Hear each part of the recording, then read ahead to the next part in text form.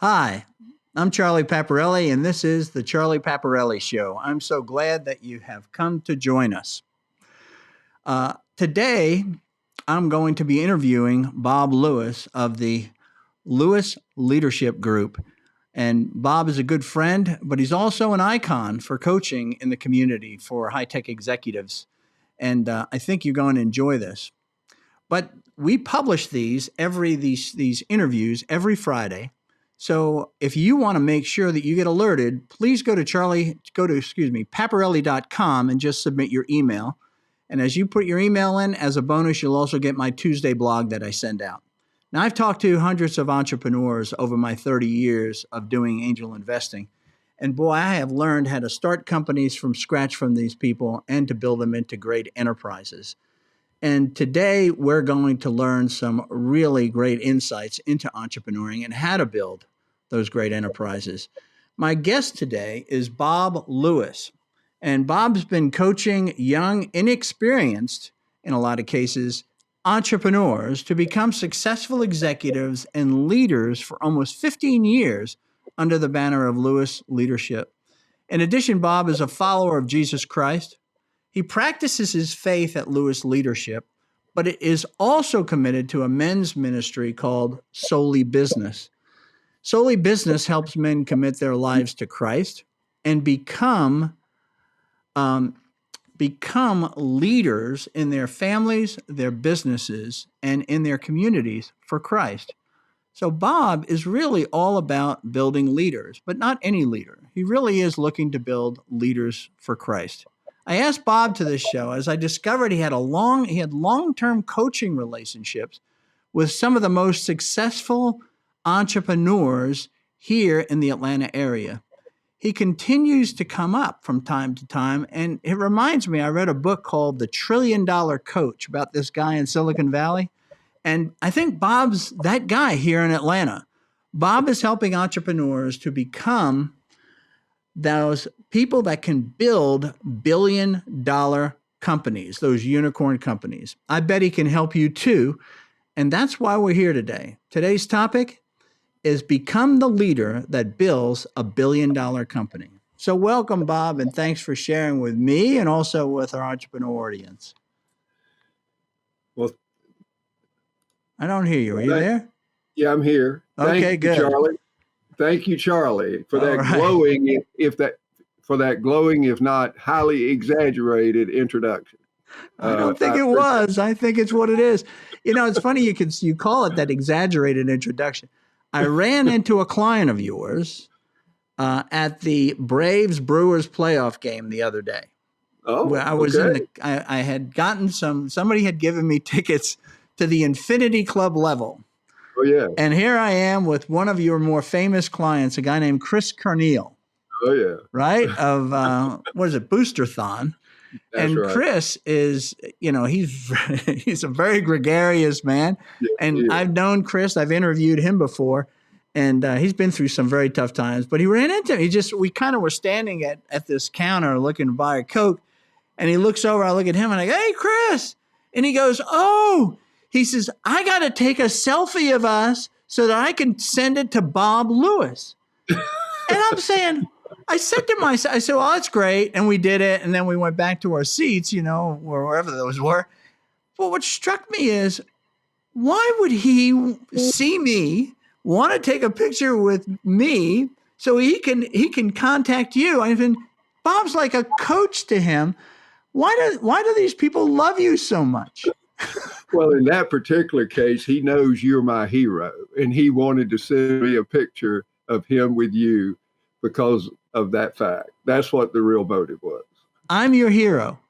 Yeah. Seriously. You are. Why did he really want to do that? Are you that close to him? Yeah, we're pretty close. Chris and I worked together over 10 years. Okay. He brought me into his company at a time when they were at a stage of transition as they were scaling early on. And he had some tough decisions to make about organizational structure and leadership roles. And he asked me to help him and his team process those decisions. And that went well in the end and resulted in my continued work with that team in a variety of capacities. I mean, Okay. we've done about everything I know how to do, and that is ranging all the way Tell me, from. why don't you do this? It's a good thing. It Yeah. says, tell us what Lewis Leadership does. Like you said, everything. Okay. So what's the menu so that people All right. understand what it is that you do? Well, I love that question because I love to talk about it. We, as a mission, we enable senior leaders and their teams to achieve breakthrough results through stellar execution of their business or ministry strategy. That's our Repeat mission. that. Just repeat that. To enable senior leaders like Chris Carneal Okay. and his incredible leadership team to achieve breakthrough results through stellar execution of their business, in his case, business, but we also work with faith-based nonprofits. So Okay. business or ministry strategy. So that's our mission. And so when that came to me as a focus of our business many years ago, I asked myself a question, and that is, what do I mean by stellar execution? What is that even about? I knew it's critical. Planning without execution, for example, is simply a dream. Yeah, but the other side of this thing goes to, it hits on a couple of things, right? I mean, it's like, well, with any mission statement, if it's good, it always begs the question of the guy sitting next to the plane, and he's like, oh, how do you do that, right? Exactly. That's what you wanted to ask, right? That's all a mission is. It's an elevator statement. When you hit the first floor, you want them to say, how do you do that? Exactly. And if you and your entrepreneurs don't hear anything else, that's what a mission statement should elicit. That's right. Not somebody falling asleep or sitting on the plane next to you going, oh, that's really nice, and then opening their book. You know you lost when that happened. Exactly. Okay, go ahead. So how do you do that? Thank you. We do that through enabling stellar execution, and stellar execution, in our definition, consists of 4 critical quadrants of focus in a business. And I say quadrants because we actually have a model that depicts this and is also backed up by an assessment tool that helps us look at the quality and degree of stellar execution in any organization. But the 4 quadrants are starting with achieving strategic clarity and alignment. Okay. You can't execute on a direction or a vision that is not clear. And you can't execute a clear vision and direction without alignment of your leadership and the entire organization from top to bottom to what that vision and direction is all about and what their part is of that whole. Okay. So we work with senior teams in defining their strategic direction, their core strategies, their critical initiatives, and then we help them align their entire organization to the execution of that plan. Okay. Well, when you talk about assessments, you're not talking. You said assessments, yet I don't hear you talking about sort of development or individual development or executive development. Well, you just are a great straight man because you know exactly where I'm going next. I don't know where you're going. I really don't. Well, you do, because the very next quadrant in our stellar execution model is building the leadership capacity to lead the organization in the execution of that strategic direction. Okay. So we've clarified, defined, and aligned our organization on our strategic direction. Now it's time to build leaders that can take that direction to our organization and to our customers and our marketplace. Okay. So that's the second area of our practice. We work directly with usually senior leaders. In my own case, I work mostly at the, I'll say, EVP level and above. But we provide a variety of leadership development opportunities. The first one is the one you probably think I'm most associated with, and that's individual coaching. Okay. And certainly that is the case. We do a lot of individual coaching. It's probably the single biggest piece of our practice, but it's not the only thing. The other thing we focus on is helping leaders at the top form and execute as high-performing teams. So we do high-performing team development. We have a. This is another quadrant? No, it's within that same leadership capacity quadrant, because we're still building leadership. We're building individual leaders. Now we're building teams of leaders, okay, Got it. working collaboratively to lead together, okay? And we believe the goal in that is that they become high performing. And there's a very real definition of what a true high performing team is versus what people typically think of as a team. Yeah. And then the third area in that regard in building leadership capacity is targeted high quality leadership training. And we have a curriculum of courses that we custom combine into the proper curriculum for a given client. And then we deliver that curriculum through our program called LEAD, LEAD, Okay. which stands for Leadership, Exploration, Application, and Development. Was the second one expiration? No, well, that may be the road I'm on, but no. No, what you said, did the E stand, what did the E stand for? I'm sorry. This is my Southern thing coming through here. Exploration. Oh, exploration. I was going to say, it was all positive except for the E, which said expiration. It was like, yeah, there you go. Yeah, because you know how it all runs together, right? I like that. So you're on the road to expiration, but they're not right now. That's right.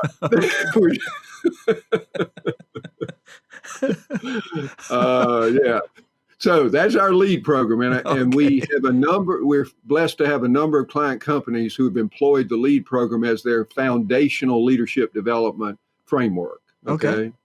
And they put cohorts of leaders through that program over multiple months. So then what's the other categories you got? The other quadrant. The third quadrant is acquiring critical process capability. And this goes to organizational process. Now, every business or ministry has a process they employ in the delivery of their product or service. But I'm talking They don't, but they should. They should. We're not experts on people's businesses in that regard, but we think we bring a perspective on how to put in the right processes in organizations to drive organizational performance. So some of those processes include performance management and development of individuals. Change management is a key process we bring to bear where there's significant change involved in the situation in the organization, because without understanding it, leaders can really badly manage change. And so we bring a methodology around that and other processes of a similar nature. So we tend to consult those in. If you think about it, the first category I mentioned was strategic planning. We tend to facilitate that.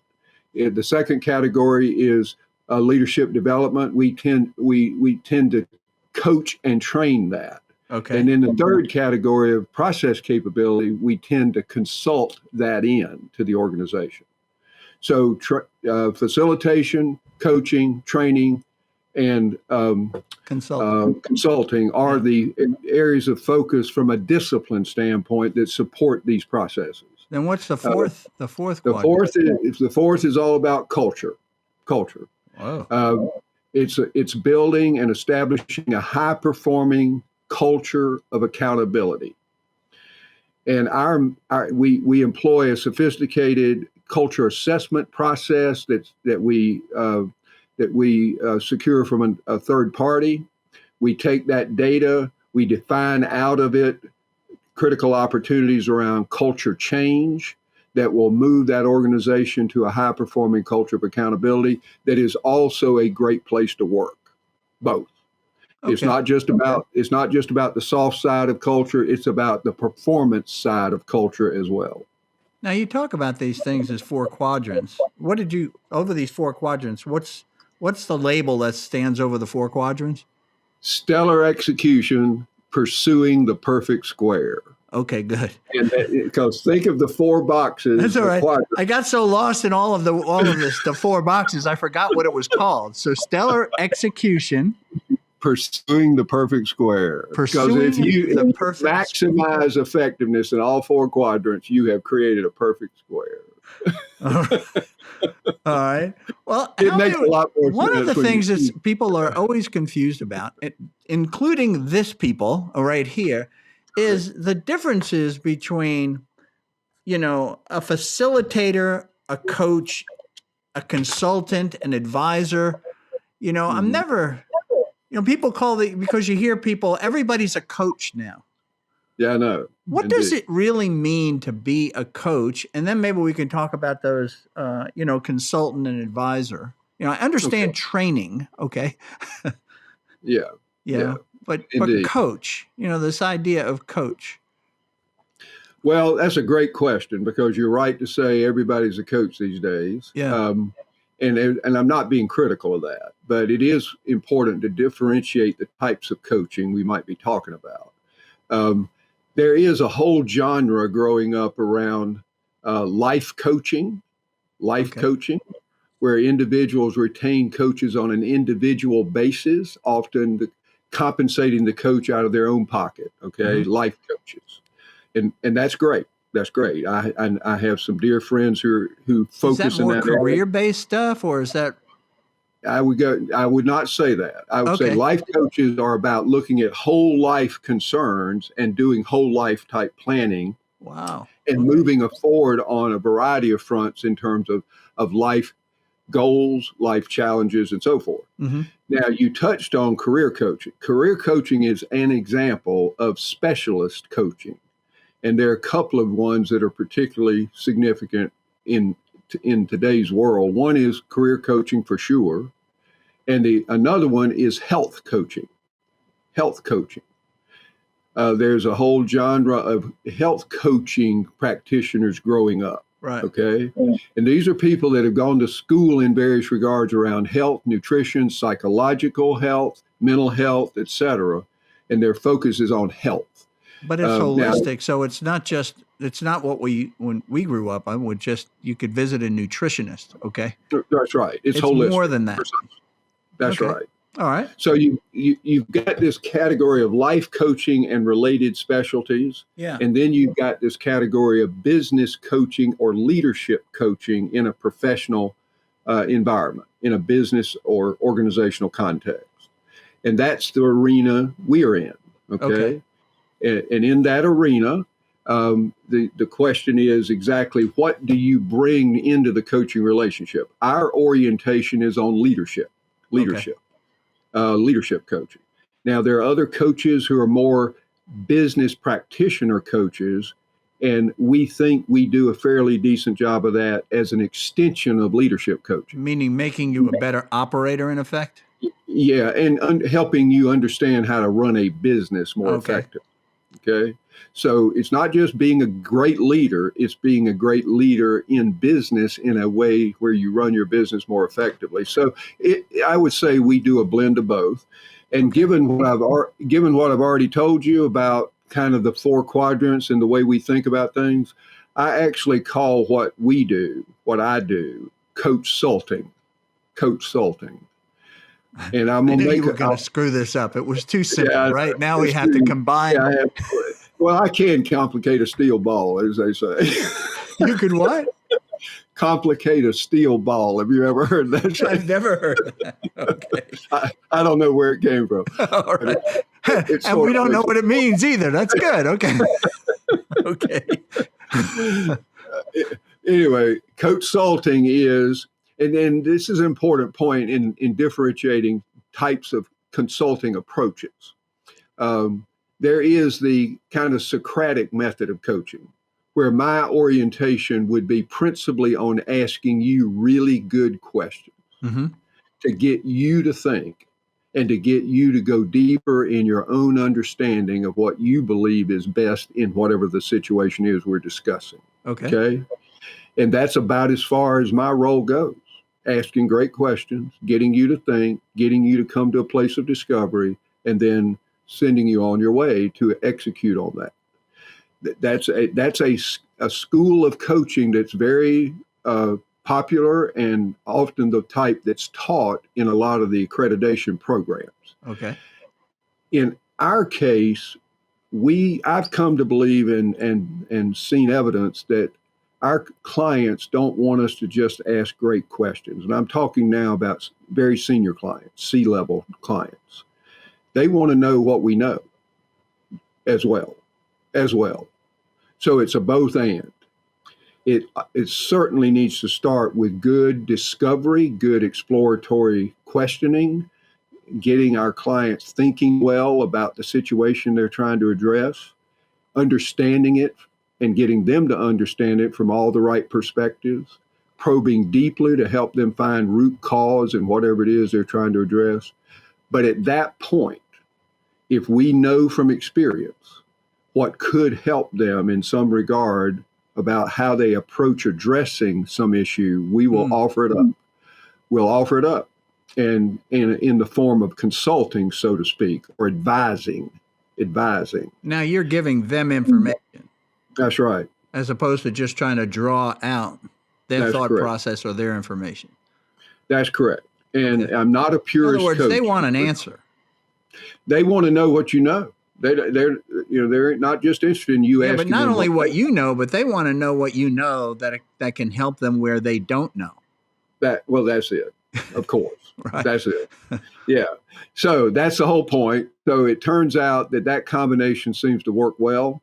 And Charlie, where that generally leads and ideally leads is to a place of being viewed by your client as a true trusted advisor. And that's that's a new term. Yes. That's when the relationship has transcended a particular discipline like coaching or training or facilitation. So an advisor isn't a role. Advisor is just the name of the coach or consultant or the coach or the consultant, I guess, or trainer. When you become an advisor, that means, now I finally trust you. Well, I don't know if I'd say it quite like that, but the point is, once there's a level of trust and credibility established over time, where the relationship has taken on a deeper, longer lasting meaning than just an engagement, then that's when you find yourself in a relationship of being thought of as a trusted advisor. And what that leads to is clients coming back to you over years, that are not actively working with you currently, but they have a situation arise, they reach back out, and there's no particular category of what they need me to do for them. It's more about helping them process it, figure out the right approach. Yeah. And then so you've gotten to a point where they really believe that you get them, right? Well, I would hope so. I think but so. That's the point. I mean, that's why I'm reaching out, because now we can talk in shorter sentences and shorter paragraphs, right, to kind of get to something, because you get, you understand, you got context, if you will, for me and my situation. In fact, it is very valuable. And like you said, all the formalities, all the qualifications and all, you don't have to deal with. You just cut to the chase, and you're very direct with your client. You basically tell them what they need to do. What would you say? What is your sort of natural role that I know ultimately you want to move to trusted advisor? But what is your natural your default when you walk in and you're meeting somebody the first time? Do you fall more into the coach role or the consulting role? You follow me? Yeah, there's no particular pattern that's consistent. We have a saying that we meet our client where they are. But I'm saying you personally, like what's your where do you find yourself? That way? Well, let me just make this point. We meet them where they are, and if I got a referral from someone who said, "I understand you did strategic planning for ABC company." Yeah, I know the CEO of ABC, and he said I needed to reach out to you. We'd like to talk to you about coming in and helping our team with our planning process this fall. Well, that's where we'll meet them. We will meet them there. Okay. Now, of course, in the approach we take, we do a deep dive exploration of their business and learn about them and what their role is in that regard as part of bringing that strategic planning process to them. And typically what happens is the relationship builds between the senior leader and the coach in this case, or excuse me, the facilitator in this case, who is now taking on more of an interactive approach with that leader in a coaching sense. I got it. Let me finish that analogy, that particular example. In the case of planning, the role of the top leader in the organization is critical to not only developing that plan, but leading the execution of it. So we start coaching that leader almost from the beginning of the process about their role in that regard. And that leads into that kind of ongoing coaching dynamic, right? Well, that makes sense. I think it cuts both ways too. It's interesting. So you might start out as a planner. I need planning, right? Facilitating in my planning with my team. And that eventually is going to move to coaching, right? If I say I really need some coaching and individual development, well, certainly that's going to get into my role and responsibility, which is going to move me into alignment, planning, and the other areas within the quadrants that you're talking about. Yeah, precisely. And yes, it is true that the most frequent case is starting with a coaching relationship and that leading to other things. That's where it starts mostly. Predominantly, it's I need a coach. Predominantly, but I was making the point that we just meet them where they are. Oh, I understand that, but that's what I was asking. So, but most people, they'll kind of reach out. They really need. I know when I was talking to Rob, for example, he said, I was in a small group of guys who was called an accountability group, this entrepreneur forum, and I decided that wasn't working for me. I really needed to have a coach. Right. And I said, why? And he explained it all. And then I said, well, how did you find, he says, and I'm working with a coach now. I said, who is it? He said, Bob Lewis. I said, well, how'd you find Bob? I said, there's a lot of coaches out there. He says, I asked around to the guys that I know that are in technology, and his name kept coming up. So I called him, which I thought was a great story of how the onboarding of a new client, if you will, and how you actually get business, which is, again, through reputation and referrals. Entirely. We are very blessed, extremely blessed to work with some incredible clients who are incredibly gracious in passing the word along. And as a result, all of our work comes from referral. Yeah. Well, when you're working in a vertical market, and a vertical market like technology, you think it's broad, but it's very narrow. Any vertical market is. Yeah. You're either going to expand, land and expand, or you're going to be chased off the beach, okay? Because you're not doing a good job. So you obviously are meeting their needs and exceeding their expectations. I'm sure that that's the case. Well, that's certainly the intent. The thing you're alluding to that's kind of remarkable too is the power of referrals in kind of taking you wherever it takes you. In other words, you just follow the referrals. We were not a primarily technology-focused business in the early years.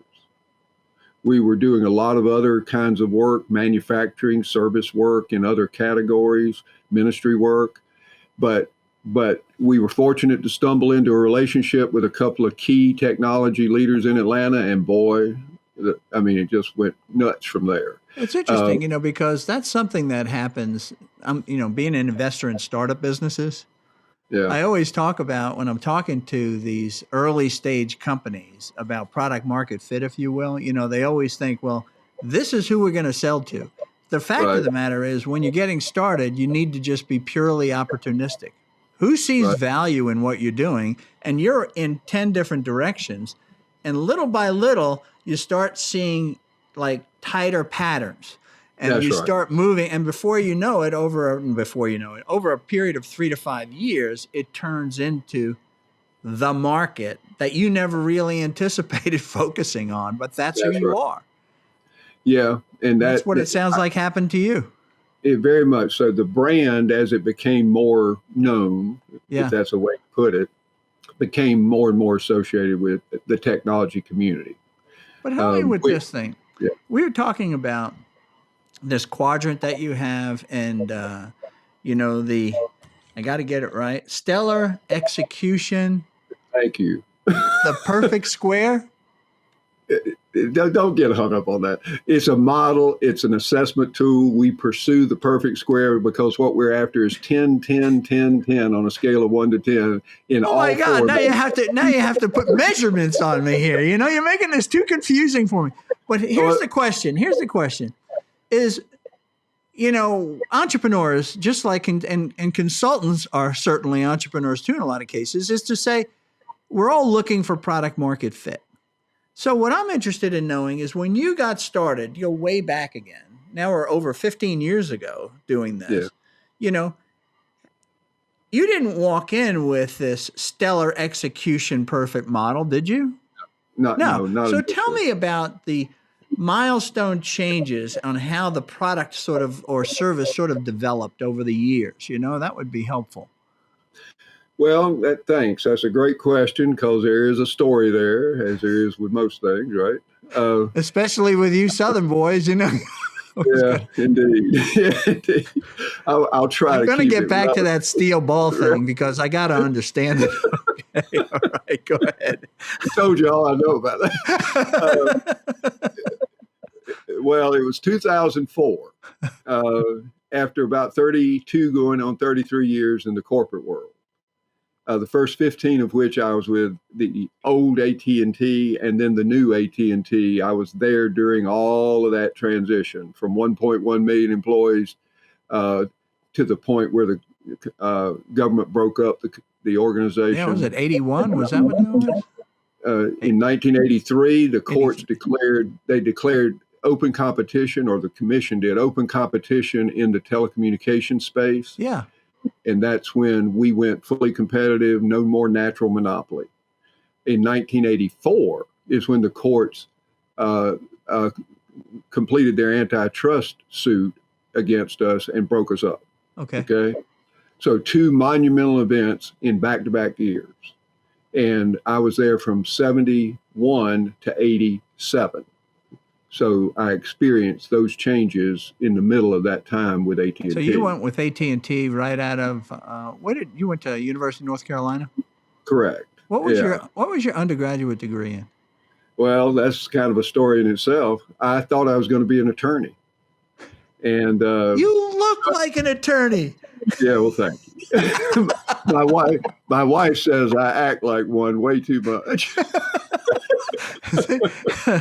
All right. So you thought you were going to be an attorney. So what did you graduate with? A political science degree? Or? Well, no. So I thought I was going to be an attorney. So I thought, well, I need an undergraduate major in something before I go on to law school, right? So I said, well, what's something I have an interest in? And what I chose and what I majored in was psychology. Okay. Which honestly, Charlie, if I had to do over again, I'd pick the exact same major. Because why was it interesting to you back then?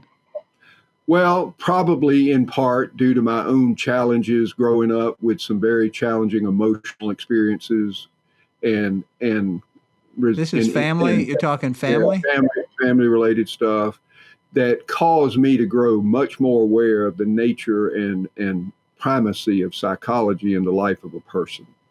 And so I guess it was mainly out of that. So you were looking, basically what you're telling me is you were looking for answers.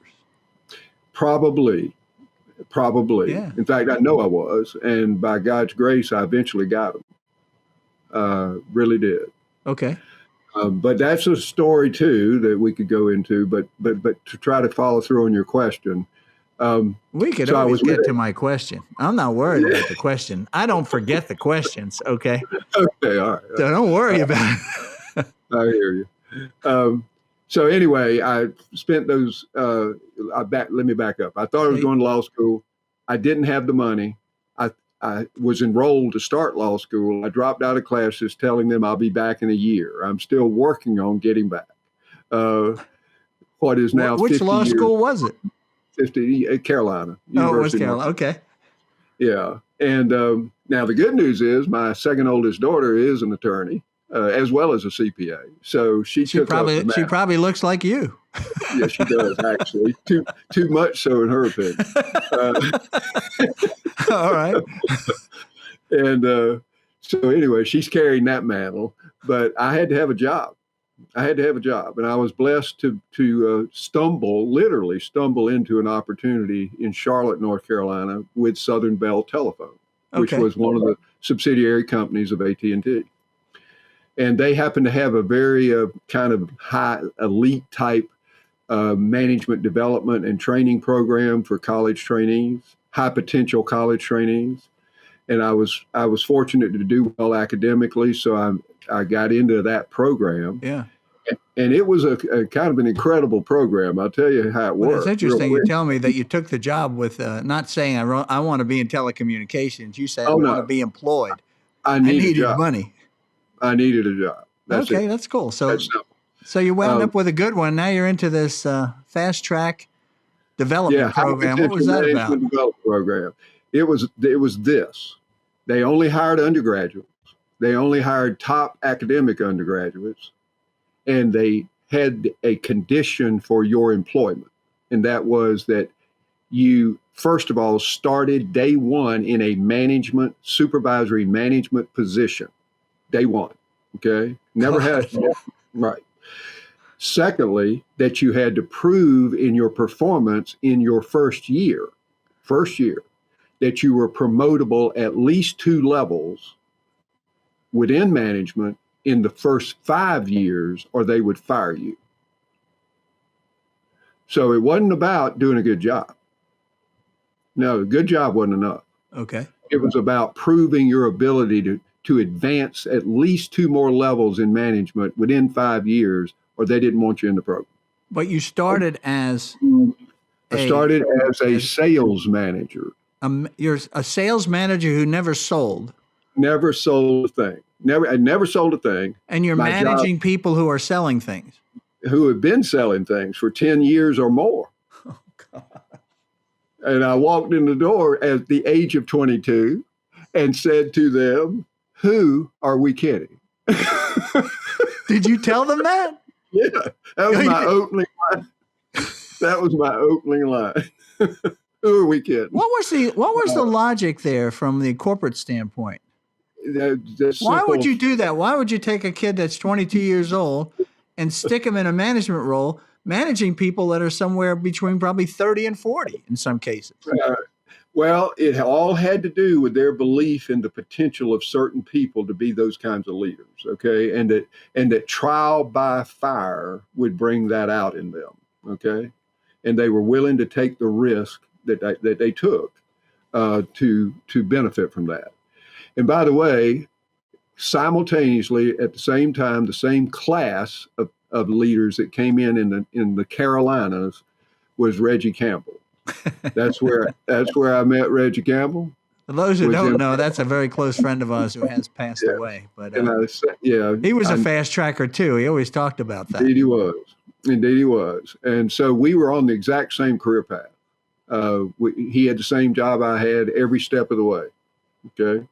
We were promoted to the same levels about the same time, every step of the way. Well, this has a lot of kind of a smell about this of almost like the way the Army works, right? I mean, you can go to officer training school, you come out of college, you become a second lieutenant, and then you're put in charge of these people. A lot of them, like sergeants, right? Master sergeants and all that, been in the Army for 30 years, and they're now reporting to you.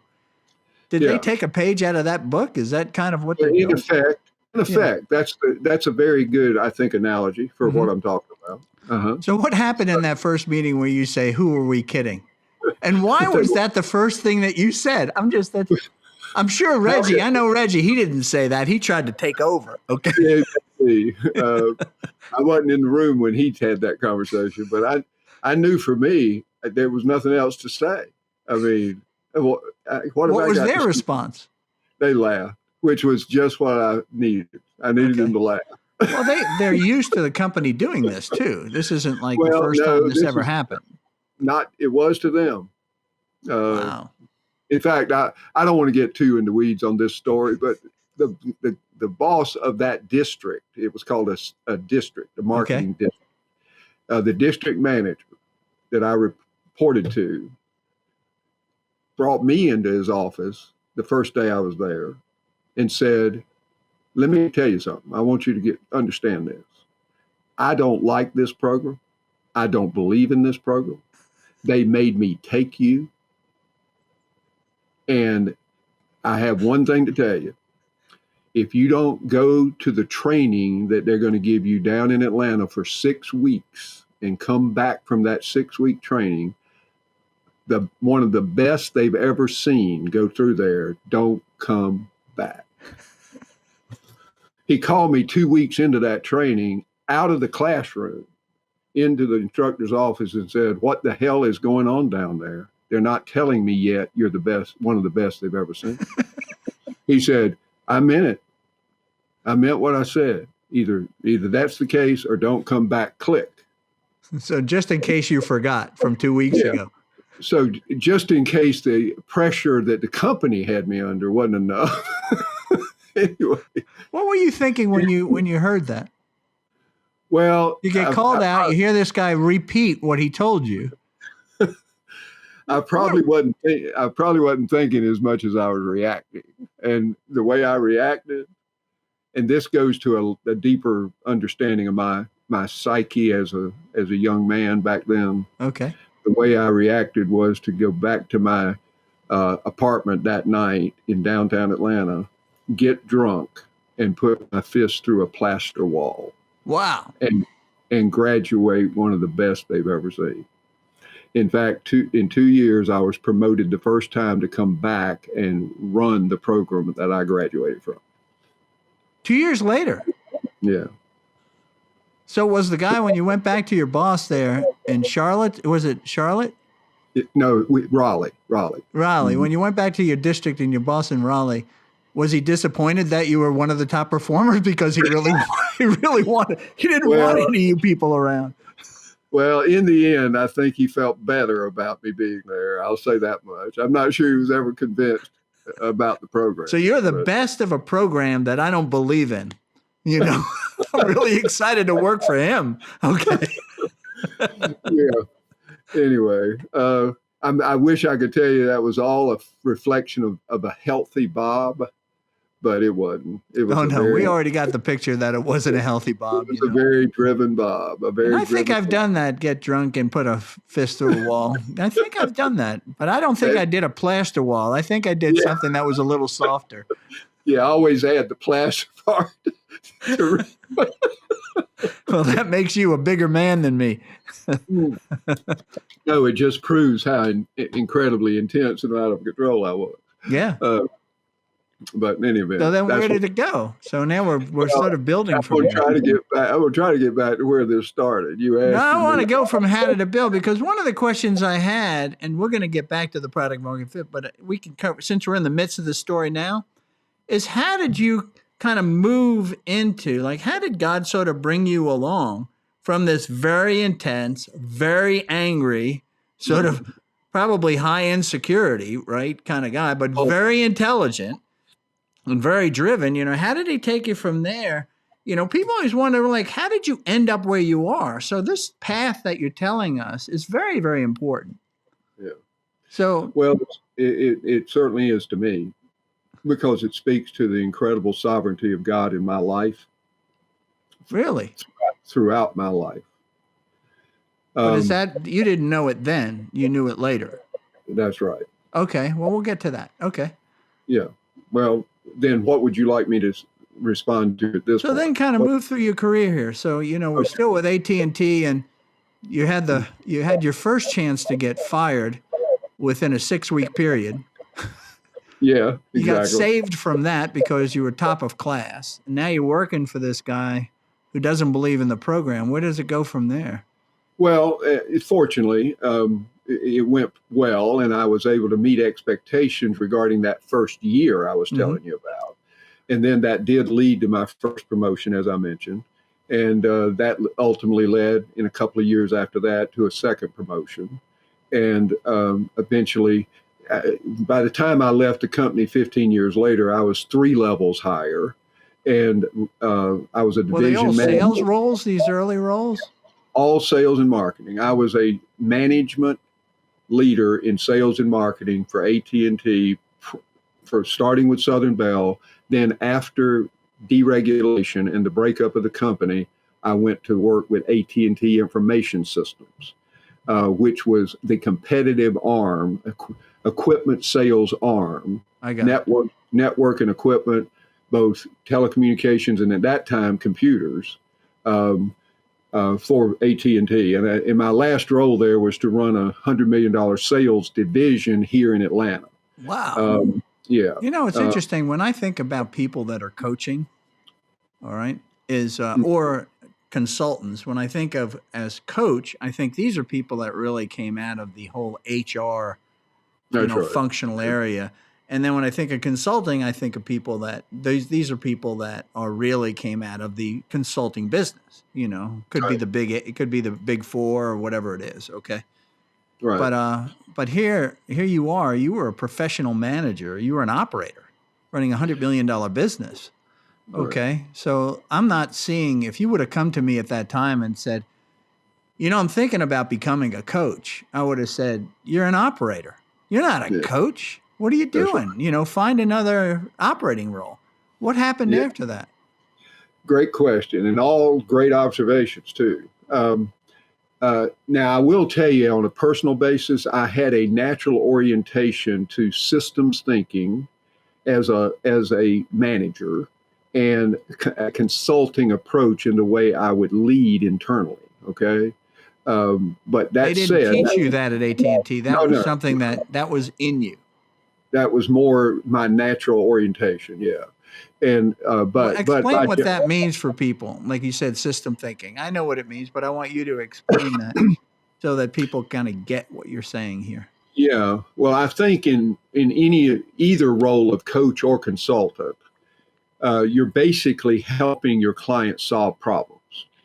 Okay. And in problem solving, most problems are intrinsically a part of or related to some system of operation or organization or process that within which that problem is occurring. Okay. And to be most effective, you don't just treat the symptom of the problem per se, you stand back and look at the interrelationships of what's happening to find the places within that system that are contributing to this overall experience. Can you give me an experience? Can you give me an example of this while you're at AT&T that you can remember? Well, our whole sales approach with our clients was business problem solving. Okay. So we trained our people in consultative selling. We called it business problem solving, system solution selling. That's what we call it. Okay. We were selling system solutions. So we had to have a systems thinking mentality. So we didn't just go in and pitch features, benefits of our hardware. Mm-hmm. We pitched impact on the customer's business in regard to the problems we were going to solve by influencing the operation of their systems through our technology. I see. Okay. I hope that makes sense. But it does. But to me, that speaks to you think about telecommunications, particularly in the 80s after the breakup, and you remember they were like ants, all of these long distance salespeople. Oh yeah. They were just door knockers. They would just kind of walk in a building and do. So I knew those people, but I didn't know that you had the depth and training. It takes a very high level rep to have this understanding of system thinking, that as a background, and then take the time to understand a potential customer's business and systems. That's right. That's all correct. That is what was required and what we trained in doing. Now, this was particularly relevant in the large business marketplace, and that's where my experience was primarily. So did you guys mostly hire industrial engineers as sort of salespeople, or they could be psychology majors just like you? Apparently. Did they give you an assessment or something that sort of said that this guy is just a system thinker? They kind of could nail that? There was some testing done. I can't recall now what it was all about. I wonder if it actually showed them that. I don't know. Yeah, okay. But in any event, that was the orientation we took. And so while it was my job to be a P&L manager. I mean, a general manager. That was my job. And to execute on the P&L requirement. Yeah. But these other elements played a part in it in the ways that I'm talking about. So now, did God show up for you in any of those, what was it, 15 years with AT&T? Yeah. Or was Well, it sort of more godless at that time, or maybe crying? I don't know. I don't want him to just, I don't want God to just sort of show up out here, 5 years later or something after this discussion. If there was some inkling, because there is in my life, there was that. I went through my 30s and it was through my 30s. I was sort of there's something missing. There's something missing. Yeah, I'm being successful. I'm making money. I have more responsibilities. I'm drinking more. I'm drinking at a finer china at better restaurants, eating better meals, and I'm getting emptier and emptier. So I went through that path. I don't know if you had any of that at AT&T. In spades. Except it probably wasn't as fun as your version was. Why do you say that? Well, I'll tell you why. I grew up in a severely dysfunctional family. Of course, all families are dysfunctional to a degree, but mine was really a bad environment. Okay. Speaking of alcohol, both my parents were chronic alcoholics. My father was an abusive alcoholic, a wife batterer. And my brother and I grew up in that environment, never knowing what to expect. And we saw and experienced the worst. Uh-huh. But all along the way, there was another dynamic going on. And that was my father was teaching me that performance was the basis for his acceptance and love of me. And that my performance was never good enough. That's what he taught me. Because it did not matter how good it was. It did not matter if it was straight A's. Why aren't they A pluses? And so in that insecure environment, being trained on the belief that my security was a function of my performance, and oh, by the way, it probably will never be good enough, that was the way I entered the world. Okay? And it's interesting. I just went through something. Hopefully we won't lose this train of thought, okay? But I just went through something where and I wrote about this on my blog, about reading my father's love letters to my mother in 1933 and 1934. And I now, as a man who has lived a life, I finally have moved from describing my relationships as sort of as the child and more as a man talking about another man. And when I hear this story now, it makes me think, how much pain was he in? Because he never meet the mark.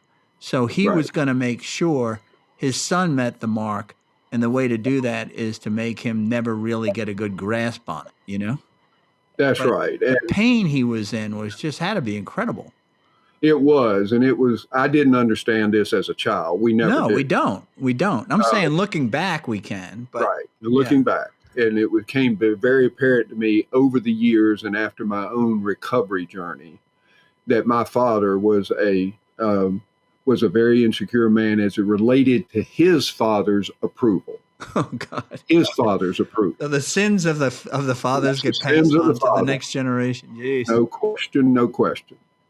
The difference in that situation, though, was that alcohol entered the equation.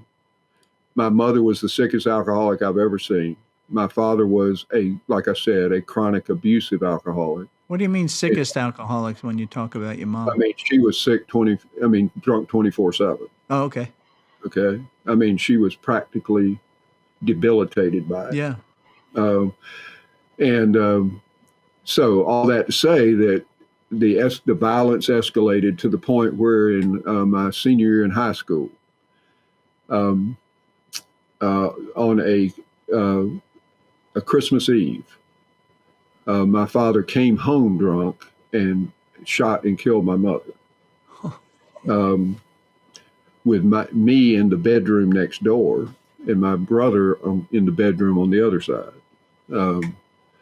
And so that night, obviously, changed the direction of our lives pretty dramatically. And he went to jail and eventually to prison. I moved into a boarding house in Wilmington, North Carolina, where we lived, and finished high school. And this goes to my point about my achiever drivenness to be good enough. In that experience, I made straight A's every 6 weeks in high school for the rest of that year. Wow. While my father was in jail waiting to go to prison, and I'm living in a boarding house. Do you remember what you were thinking on making that decision? I'm going to be the best at this, as opposed to the other, which is I could have gone the other way, right? Which is, right? What's it all about? Who cares? Yeah, that's what you might naturally expect would have happened. You could break left or break right. Just wondering, why did you break right? It wasn't a conscious choice. It wasn't. Was programmed. It was programmed. I got it. Okay. I needed to perform. That's what I do. I perform. Right. That's what I do. It's what I do. Okay.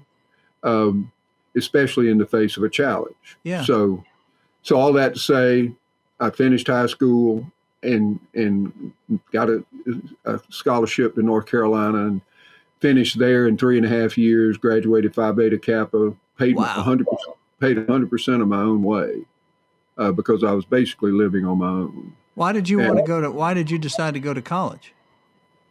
Because that's what you do. That's what you do. If you're an achiever, you go to college. Right? I don't know. I was never been an achiever. I don't know. That was my paradigm. Okay. And then the whole idea of law school and all that.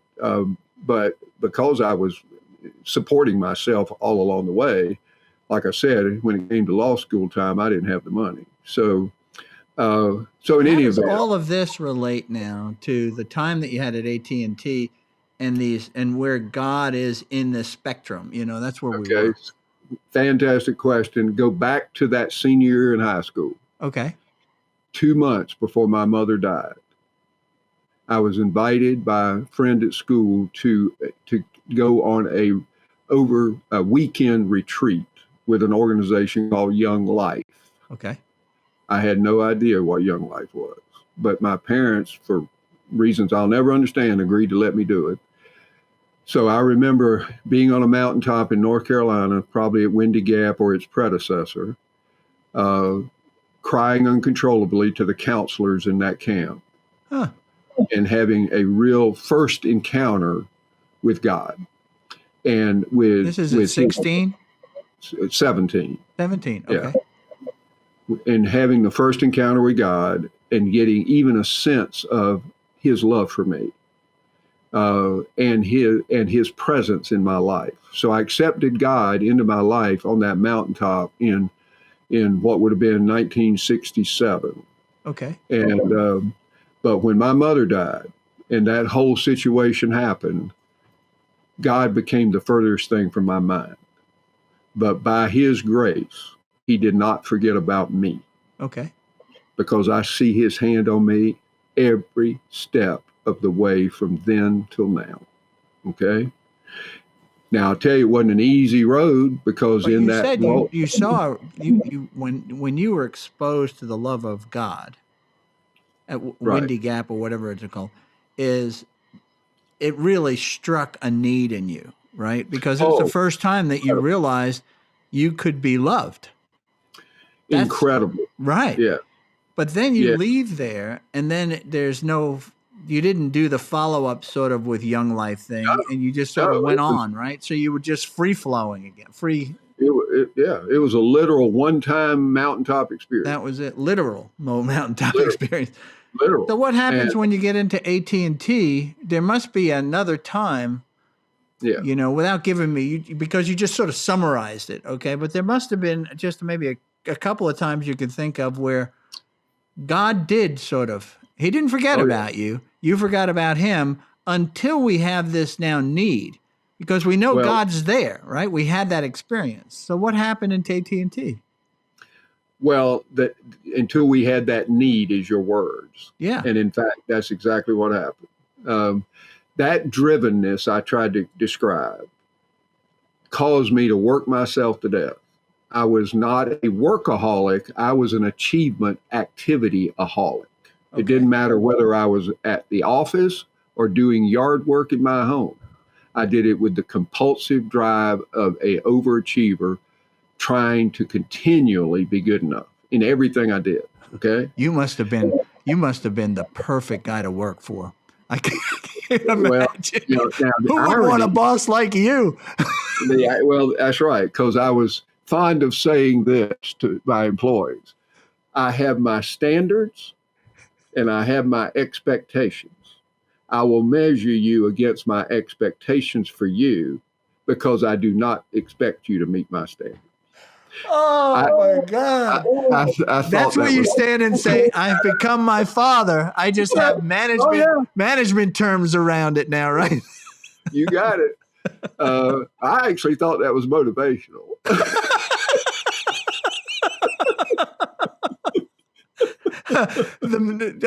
You said you gave me the "you'll never measure up" talk with some really good expectations and standards. I love that. That's great. I don't think I'll ever forget that. Okay, go ahead. They won't either. I suspect. Yeah, I'm going to try that on all my kids now that they're adults. Okay. Well, maybe I could do it with my grandchildren. Let's start there. Let's not let them have a free ride. Okay. Yeah. But go ahead. All right. So you tell your employees that.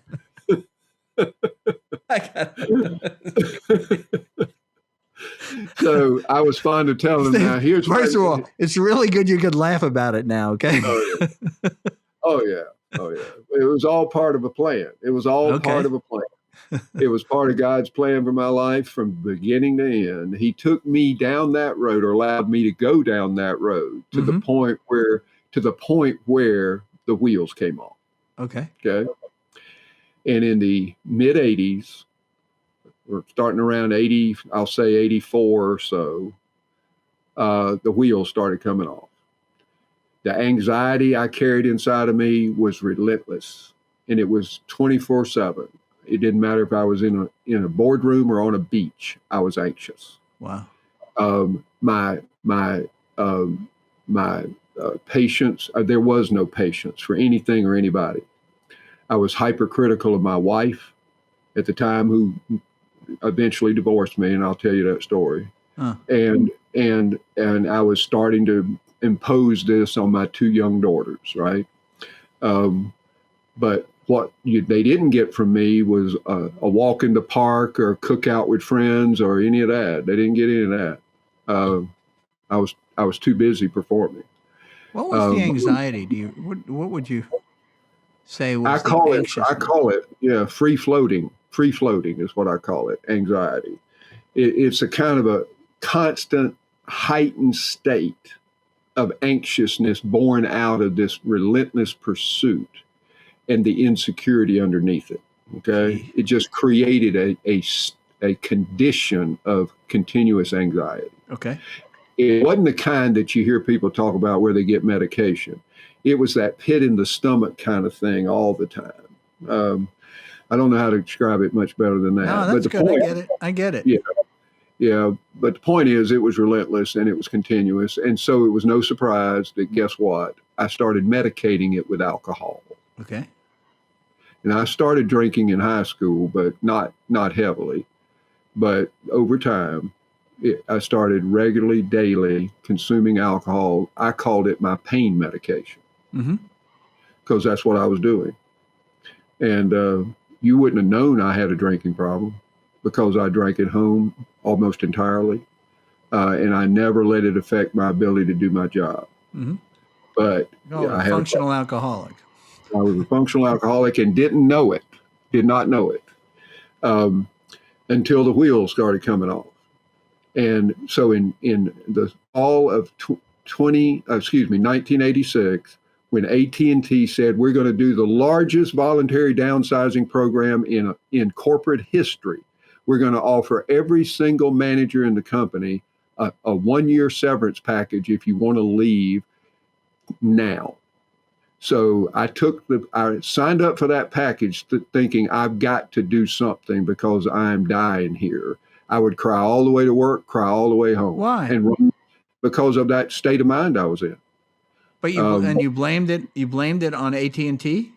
No.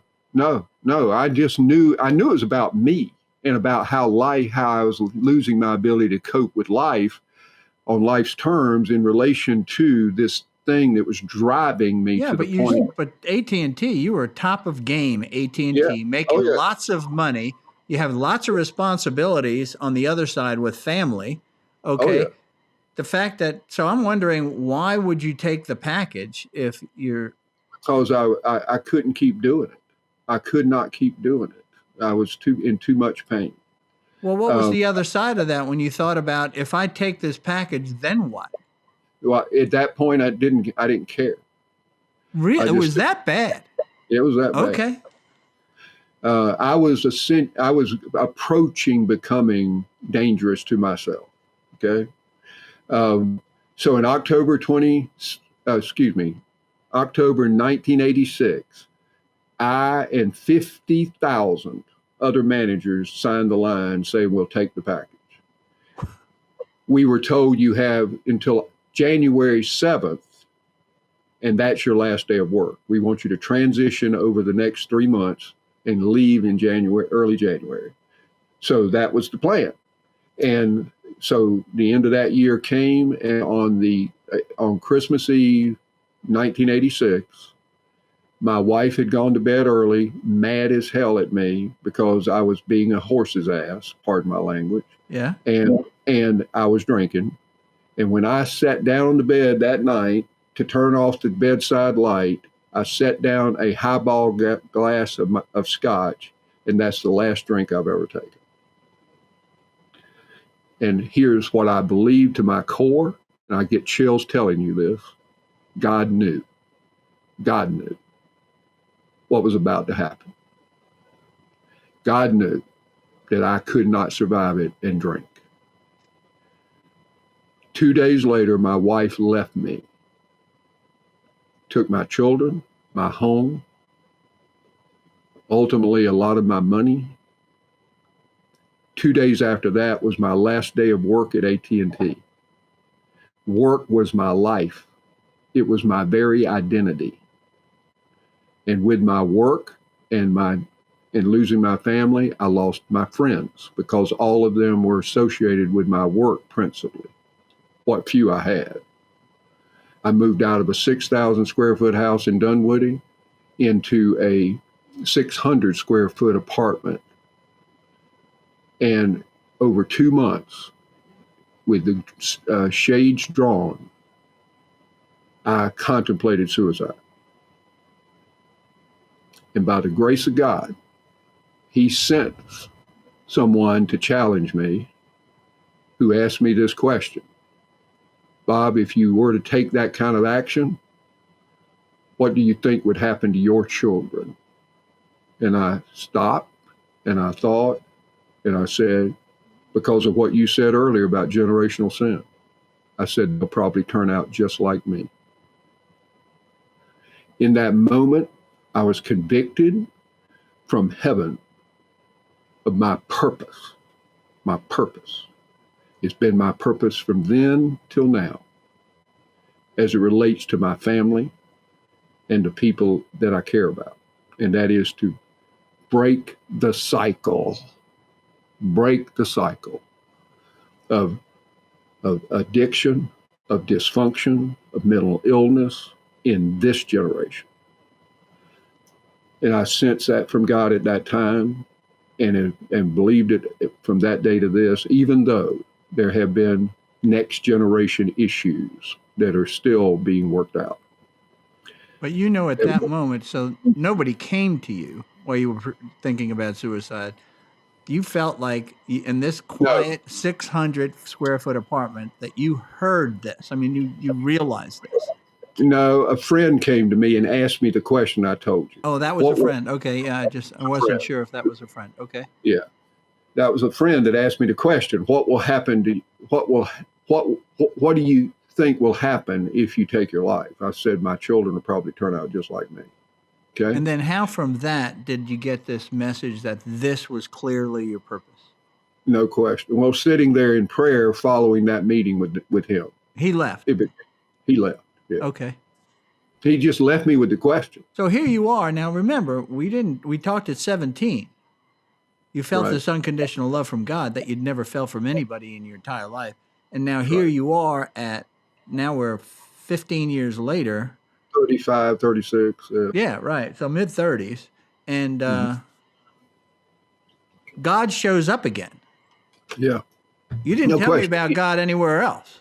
He sent Ernie. Ernie's his name. He sent Okay. Ernie. He God sent sent Ernie. Ernie. Okay. I'd sent Ernie to ask me that question. And that answer convicted me to the core. And But there's another piece to this too. And I had some of this, but not all that you had, is work was my identity, my whole identity, right? But it is interesting that you said my identity was taken from me, my wife taken from me, my kids are taken from me, my house is taken from me. In other words, everything, you were stripped. yeah, You were stripped bare, okay? And so that's why you actually say, well, who else is there to talk to but the people that God sends to you, Ernie, and God, yeah. right? That's all you had left. That's all I have left. That's what I'm saying. He knew what it would take for Bob to reach the point where he could reach Bob. Right. Okay. He knew what it'd take. And that's what it took for Bob. I didn't know. I can't believe that you didn't start drinking again in that apartment. Not one drop. That's crazy. That's pure crazy to miracle. me. I drank every day for years leading up to that day. Okay. And so what do you do with this? I have this purpose. Okay. Well, I'm that convicted, purpose, right? I have this purpose. I'm not. Well, I'm going to stop this generational sin. Am I right. summarizing that right? Yeah. Now, remember, at the time, I didn't know I had a drinking problem or was necessarily an alcoholic. Yeah. I hadn't understood that about myself, but I did know this: I was the adult child of alcoholism, and there's a whole category of emotional issues in adult children of alcoholism who grow up in that environment. And this same Ernie and I had read a book on it a year or so earlier because he also was an adult child of alcoholism. And Take that me off. book. Yeah, go ahead. I want to hear a little bit about that. Okay, I know that that's sort of off the storyline a bit, but I mean, if you can give me a little bit what that means to be an adult child of an alcoholic. What does that look like? Well, I'll tell you that in the book itself, called Adult Children of Alcoholism. Good title. Yeah, it's catchy, don't you think? And they list the author, Janet Wotitz, Wotitz, for those of you listening that might have interest in this. Yeah. The book's been in publication now 40 years. I think it's still out there.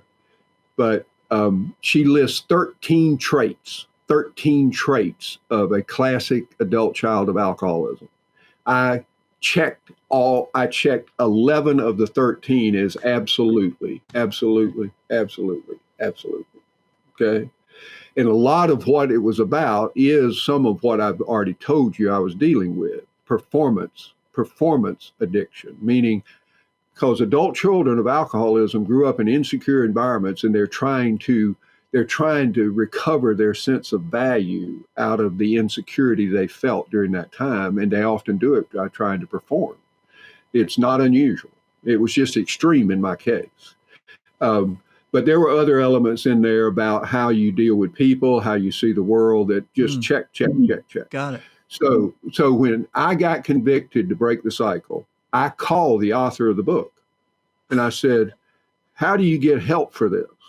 She said, I know a doctor. She lived in New York, I believe. She said, I know a doctor in Atlanta. She referred me to a doctor in Atlanta. He said, if you don't get help, you're going to die. He said, the very things that have helped you survive are going to cause your demise. Your anger, he said, and these are the three things: your anger, your intellect, and your willpower.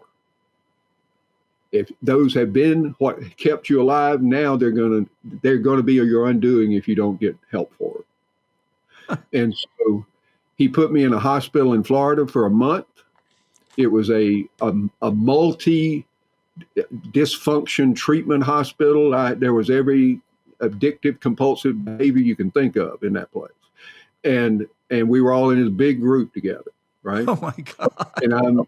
And it's not a faith-based program at all. I mean, no mention of God or Jesus in that environment. But I'll tell you what. Just to put things into perspective, you were running only 30 days earlier or 60 days earlier. You were running $100 million business at AT&T, and Correct. now you're sitting in a room with God knows what people that have just been broken down, naked to nothing. Right? Yeah. Treatment center. Exactly. That is. Top to bottom, also, right? Top to bottom. Yeah. Okay, go ahead.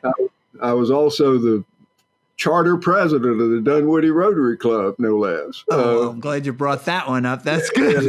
That just shows you it further underscores the contrast. Yeah, it does. It really does. Yeah.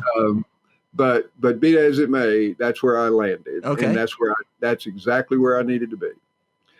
Because when the admitting nurse admitted me, she said, "Why are you here?" I said, "I'm here to get help with my depression and my adult child issues." She said, "Okay." And then she goes down her checklist. She gets to alcohol. She says, "Well, do you drink?"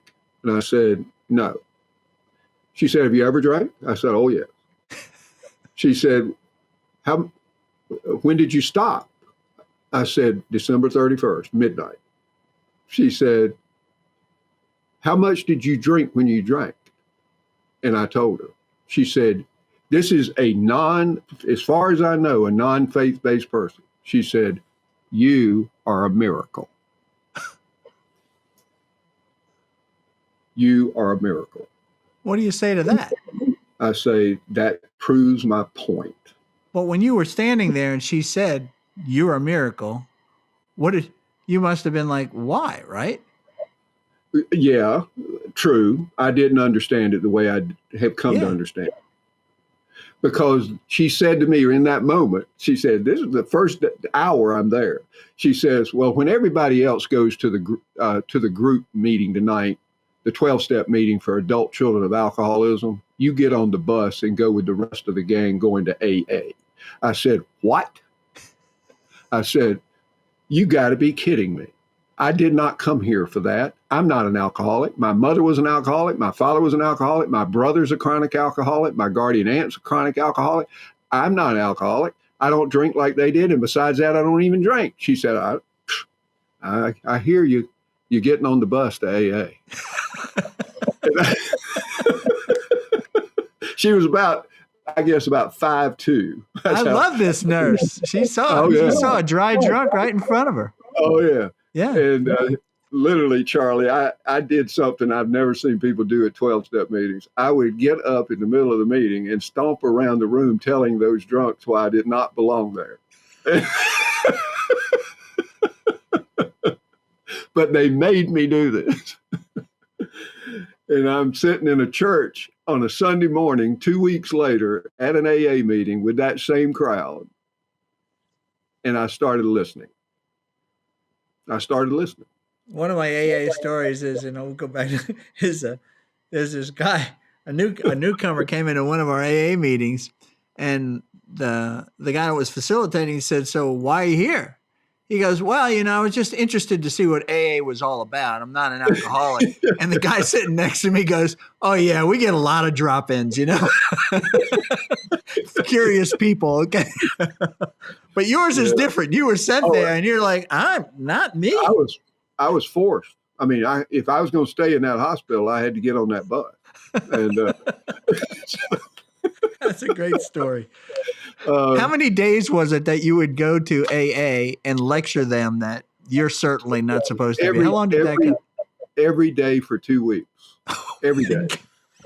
And it was started the third week on a Sunday morning that they took us to a church. And for the first time, I started listening. And what I heard them talking about was they were describing what it had been like for them, what changed, and what it was like for them now. Yeah. And they were describing my life. and my greatest desire. They had what I wanted. And so I stood up and But it said, took 2 weeks to listen. yeah, Wow.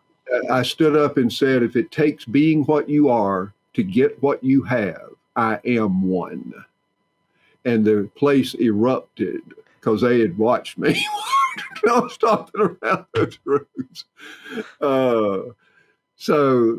Yes, I'm a grateful recovering alcoholic of 35 years this Christmas, New Year's Eve, brother. New Year's Eve. So that's when you picked up the white chip. I picked up a white chip in that moment. Okay, that's great. Yeah. So anyway, I did continue on with the therapy and recovery part of the program. And in another event that happened there at the end of one of our meetings, again, these were not spiritual Christian meetings at all. Yeah. At the end of one of our meetings, a woman just gets up and walks up to the board and writes on the board. At this point, I was still desperately trying to get my life back, desperately trying to recover my family, and thinking that had to happen or I couldn't survive. And she was saying, nope, we're done. And she meant it. She meant it. And so this woman wrote on the board, Proverbs 3, 5, and 6, trust in the Lord with all your heart. Lean not on your understanding. In all your ways acknowledge him. He will direct your path. I can see those words on that board like they were on this screen right here. Okay. I don't know why. It went right to my core. And so that was another moment. Okay.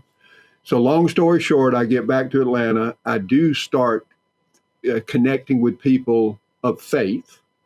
In addition to AA, I started going to church for the first time. You just knew that you needed to do that? Yeah, yes, I did. Okay. I had enough sense of connection to God at that point. I wanted to go deeper. And so I got connected to church, also for the fellowship of it too. But you didn't know church. You never been to church. You don't have a history of that in your.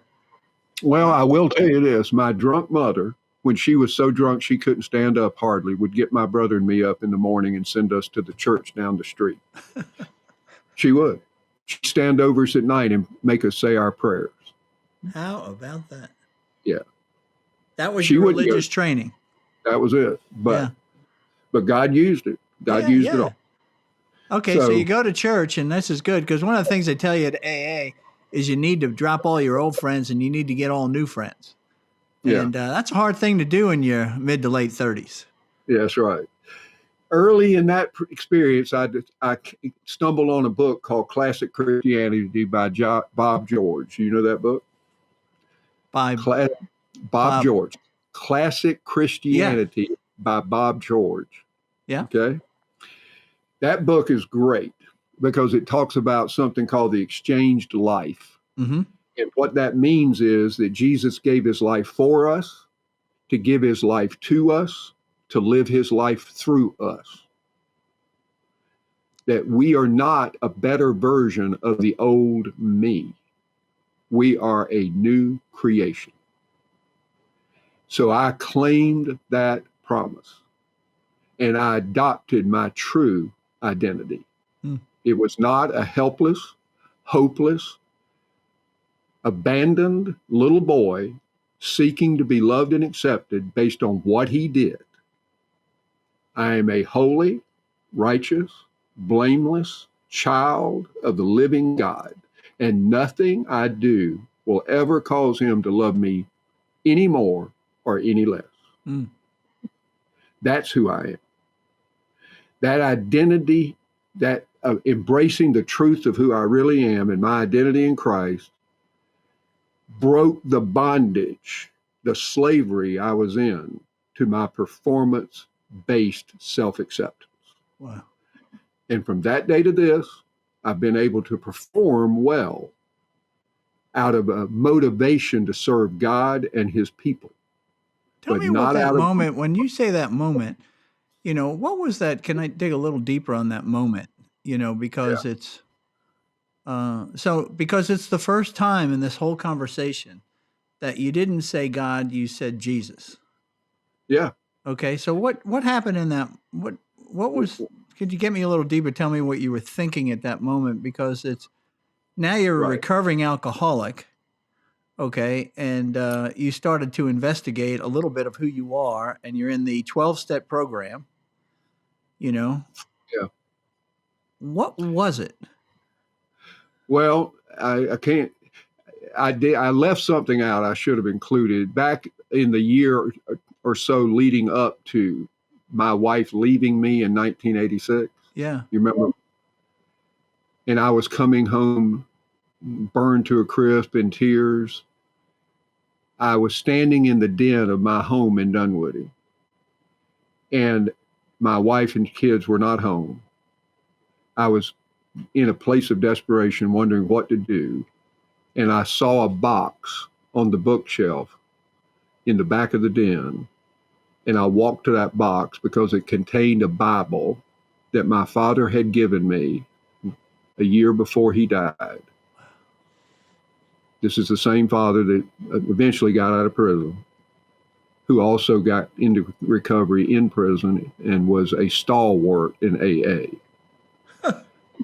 I opened that Bible for the first time and started flipping pages, looking for something. And my eyes fell on the word peace, peace. And in particular, Philippians, be anxious for nothing. I was anxious for everything. But with prayer, petition, and thanksgiving, make your requests known to God. And the peace of God, which passes all understanding, will guard your heart and mind in Christ Jesus. In Christ Jesus. I looked at the ceiling in my den in early 1986, and I said, God, if you will give me that peace, I will give you my life. And you do what you have to with it. It was within 1 year that I lost everything, because that's what God had to do with it. Yeah. So that's where I came to know the power of Jesus, okay, is in what God promised me in that verse. Now, I prayed that verse and I went on my way. Little did I know. I tell guys today, don't ever pray that prayer if you're not dead serious, because God is dead serious. This When I is the said be anxious for nothing prayer. That's right. Yeah. Don't ever say, if you'll give me that peace, I'll give you my life, and There you go. and Okay. do what you have to with it. I said, don't ever pray that prayer if you aren't dead serious, because he's dead serious. Because what he had to do Well, with you know what? No one would pray that prayer unless they were dead serious. that's right. That is Because not one of those lighthearted sort of, all right. sort of Well, prayers. that's the Sure. point. That's the point of desperation and helplessness I was at, and That's great. that's called brokenness. Yep. And that's what God needs to see in his children to bring them home to him if they need to experience it. And I needed to experience it. So now you're in So, the church, and this makes sense, because you went through AA, and it's a program of spiritual transformation. A lot of people don't know that that's the words that they use, okay? But it is. And that's right. you're looking for this, where's the transformation? And then this classic Christianity starts providing it. That's correct. And I will tell you, I read one other book back earlier called Mere Christianity by C.S. Lewis. Yeah. Mere Christianity. And that was the intellectual understanding I needed. It's an incredibly powerful treatment of the faith.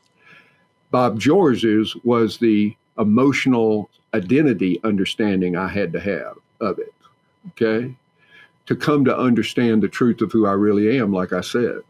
So I have been able to walk free of bondage from that day to this, knowing the truth of who I am in Jesus. So then where do you go with it now? So then you're sitting there, you still no job. No job. You do have a year's pay. Okay. Had a year's pay. No house, no wife, no kids, in AA meetings, going to this church. How do I rebuild my life as Bob Lewis? There you go. I use that money to the very end because I was not ready to go back to work. Mm-hmm. But God sent a company, and they found me, and they were relentless in not taking no for an answer. Wow. And so eventually I took a position with a company in a whole different field, human resource services, outplacement counseling. It was the largest company in the world at the time in corporate outplacement counseling, helping companies who are going through change like AT&T did. In fact, AT&T was a client of theirs, help the employees that were leaving those companies find jobs.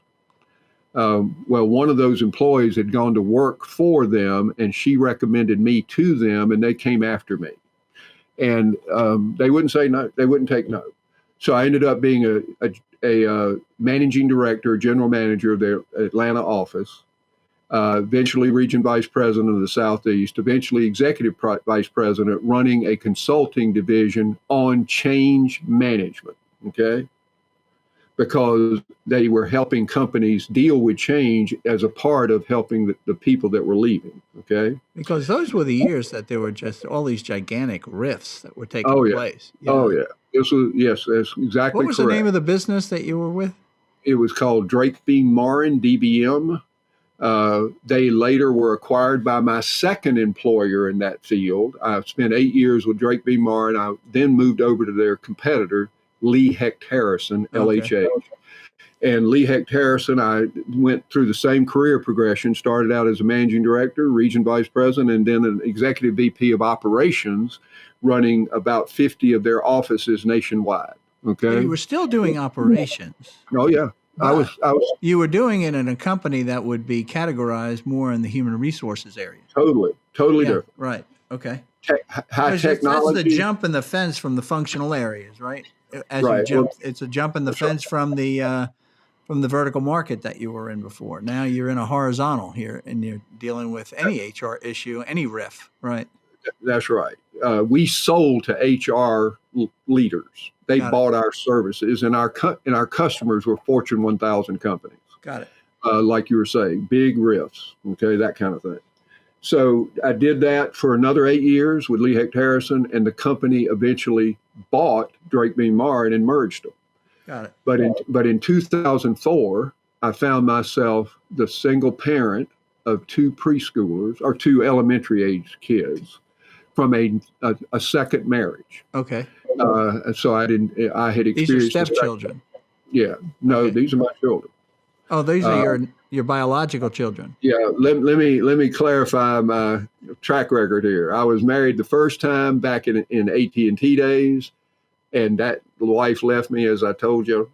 I was married again after AT&T days, once I got back on a recovery track. Yeah. But for a whole different set of reasons, that did not work out. Oh. Okay. But you had two children with that. I had two children. I had two with the first wife who are now in their 40s. I had two with the second who are now in their 20s. Okay. Okay. But at the time, they were elementary age, and I was running 50 offices nationwide. Oh, God. And I had primary legal custody. So I faced a very difficult situation, and that's when I had the idea to start this business. Sitting right where I'm sitting right now, 16 years ago. I told you we were going to get to this product market fit thing. We're right back to the question that I asked you that started all this. But now it makes sense. But when you want to see, it just takes time. You got to trust me, man. So what happened when you're there at Lee Hecht and you say, I'm going to leave there because you had good motivation because I got to take care of my kids. Yeah. What did the business, when you thought of it, what was the business that you said I was going to start in 2004? What was it back then? Well, in the beginning, I wasn't entirely sure, but I had a sense about this idea of consulting, coaching kind of thing, right? Counseling, whatever. And it wasn't clear. I looked into doing roundtable groups with Tech, if you remember Tech, which is now we're all familiar with those, right? Vistage. I'd been a member of Tech, and I thought, well, I'll do that. I'll run these groups. I looked at it, didn't quite seem to fit what I needed. I started networking, and I networked with, of all people, Reggie Campbell. And Reggie Campbell reminded me that when I was running that change management consulting business back in DBM over 10 years earlier, that one of my contract consultants in that business was Emma Morris. So he said, you ought to network with Emma because she's got a small consulting coaching kind of thing going on. Yeah. I said, long story short, Emma, bless her heart, had some kind of faith in me to offer me a partnership position in her little company. Yeah. And I worked with Emma for over 2 years. That was my introduction into the world of leadership. And so basically, that was a training path for you. It was my onboarding. Yeah. Okay. That's how I think of it. It was like an onboarding experience. Yeah. So it worked out great. She and I had a great relationship while it lasted. There were good reasons why we decided to part company after a couple of years. It had nothing to do with our relationship or our success, neither one. But I decided I wanted to create something of my own, and that's when Lewis Leadership was born. Okay. I took my clients with me. She and I shared all the. What kind of consulting were you doing? What kind of, was it consulting or coaching? What would it be considered when you were doing it there? It was more or less the same things I told you earlier when I was going through my 4-quadrant thing. Okay. So you had already developed it way back then? Not in that clear a manner. I was doing those things in different settings. I see. Okay. And I was evolving those practice areas. They were evolving. Did you have a mission statement back then when you started Lewis Leadership? Well, when I started Lewis Leadership, I took it to another level. I didn't just have a mission statement. Larry Green, I don't know if you know Larry. Oh, I know Larry Green, yeah. Okay. Well, Larry Green, who co-founded Solely Business, says, hey, Bob. Was he he was Coca-Cola. He wasn't AT&T. Right, I'm remembering. Okay. Yeah. He said, hey, Bob, what's this about a new business? I said, yeah, Lewis Leadership. He said, well, what are you doing? I said, well, our mission is to enable senior leaders and their teams, blah, blah, blah. He said, well, that's cool, but what's God's purpose for your business? I said, well, I don't know. He said, you want to know? I said, well, kind of think I ought to know. But that's the first time now that your faith and this transformation you've been through is now gets brought into business. As opposed to I'm this born again, this new man in Christ, and then I do business, right? Well, no, there was some of that before as well. There was some of that bleeding. Okay, good. Okay. Yeah, remember, I discovered my identity years earlier. I understood I was a child of God in the workplace. Oh, you did? Okay. Oh, yeah, but I was working for other people. Okay. Now he's asking me what the purpose is for my business. And what is God's purpose for your business? Yeah, that's a big question. Right. And so I said, well, I don't know. He said, well, do you want to know? I said, I think I ought to want to know. He said, well, come with me. We drove up to the mountains to Kevin Laddie, who co-founded Solely Business with Larry. He had a little mountain cabin up there.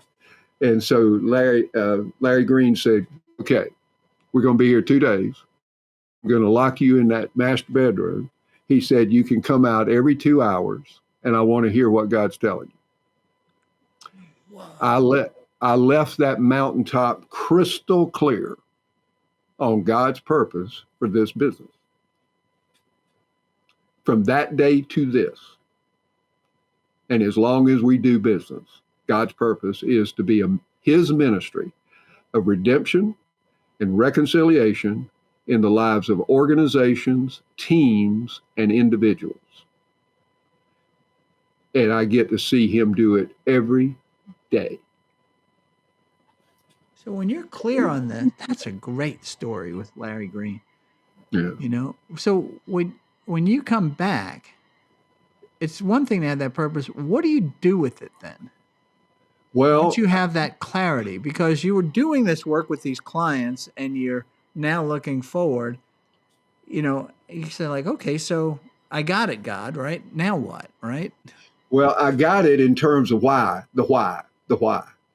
But there's still what I need to learn about the how.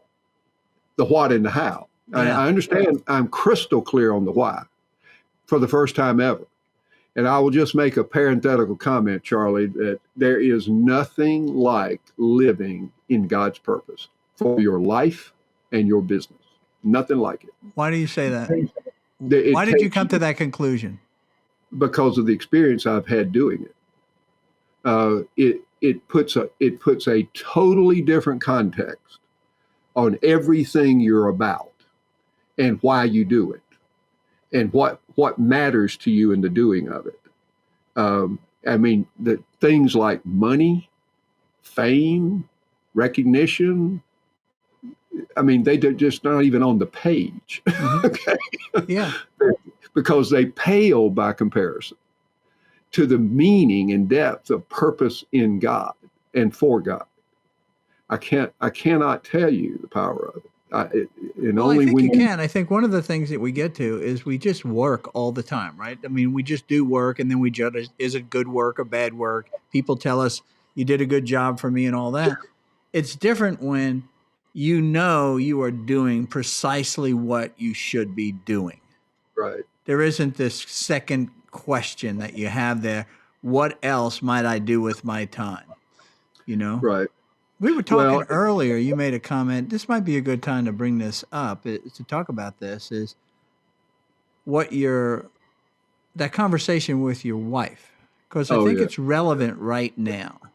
If you're willing to share that, okay? It is. It is. As I mentioned, we've been incredibly blessed to work with a ton of great organizations and people, and continue to. And we've got a small team committed to continuing this work. But I turned 72 in June, and I had always thought by the time I hit 70, it was going to be important to have some options about how to deploy my time and focus in my life. And so 70 came and went, 71 came and went, nothing changed. If anything, I got busier. I worked 60 plus hours a week.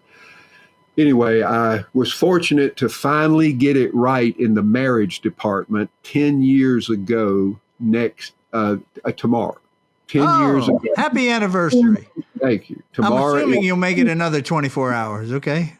Yeah, it's only 18 now or whatever it is. It's only 6 now or whatever, 9 hours. Yeah. Okay, go ahead. So I finally got it right 10 years ago tomorrow, our 10th anniversary. And I was blessed in even a greater regard to marry a beautiful woman almost 20 years younger than me. Wow. So that woman, 2 months ago, Judy is her name, asked me a question as we were getting ready for bed. She says, which is when these kinds of questions tend to come. She says, "Hey, Bob,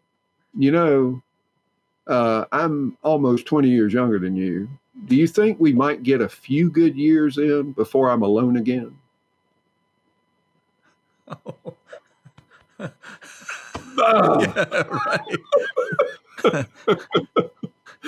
right. And what she did was set off a level of frustration. Sounds to me like Ernie showed up again. Yeah, it did. That's right. Yeah, indeed. Well, there's a reason, and it may sound like a rationale, but it was a real reason to me that I had not slowed down, is that I didn't know how to say no. I didn't know how to say no to that next referral, because it was God. It was God sending me that opportunity, because he had me in his ministry and he sends me this work. I do nothing to produce it other than try to deliver the best I can to the people I work with. So this is God sending me these people. How do I say no to God so I can go whatever? That's how I felt about it. But that night, after she asked me that question, I practically didn't sleep. I spent the night sitting up, wrestling with God and arguing with God, demanding God help me understand what I'm supposed to do. And he said, "Bob, you have been faithful. And the purpose I gave you, a ministry of redemption and reconciliation, my ministry, will never change. It will be your purpose until you come home to me. but I'm going to expand your mission field beyond just your business. And I want you to consider that your purpose outside of work as well, with your wife, with your children who need you, your grandchildren who might not hardly know you like they could know you, and even friends and other organizations outside of work that I will bring to you. He said, so this was what I needed to hear. So it's okay to say no. So I got up that morning, called my assistant. I said, no more, no more. So from that day to this, it's been painful because I hate not being able to help folks who sincerely want the help, but I've had to say, I'm sorry, I'm not taking any more new clients. And how long ago was that? About 2 months. 2 months ago, yeah. Are you getting more of a sense of peace about it now? Oh, totally. What other messages God giving you about that lack of peace around this saying no? Has he spoken to you some more and given you some more well, only that clarity, if you will?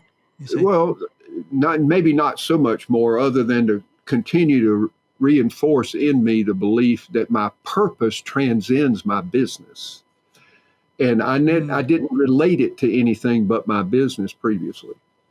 And that was maybe short-sighted, but that's the way I came to know my purpose, was in pursuit of God's purpose for my business. So that's how I understood it. And then the purpose was, restate the purpose, the redemption and reconciliation. How did it go? That I am God's minister.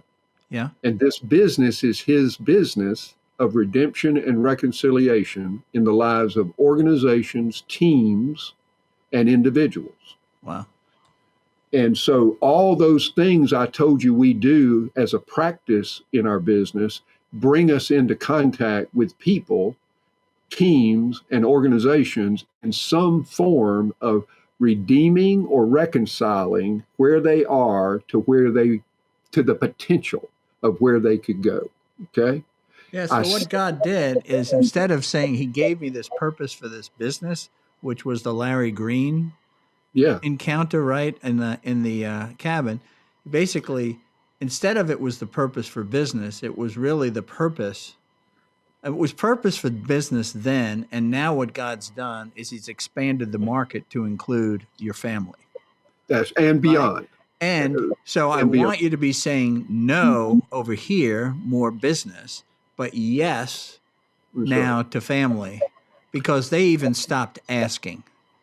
That's right. That's what happens.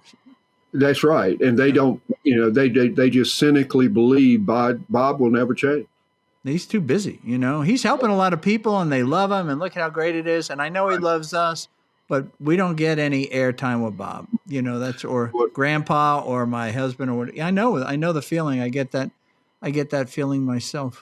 That's really rich. Thanks. Well, you're very welcome. Again, as I look back on this journey, Charlie, it's so obvious to me God's hand was on it from beginning to end, that my entire life experience, all the good and bad in it, and my entire professional experience were woven together in an incredible way to put me into that ministry.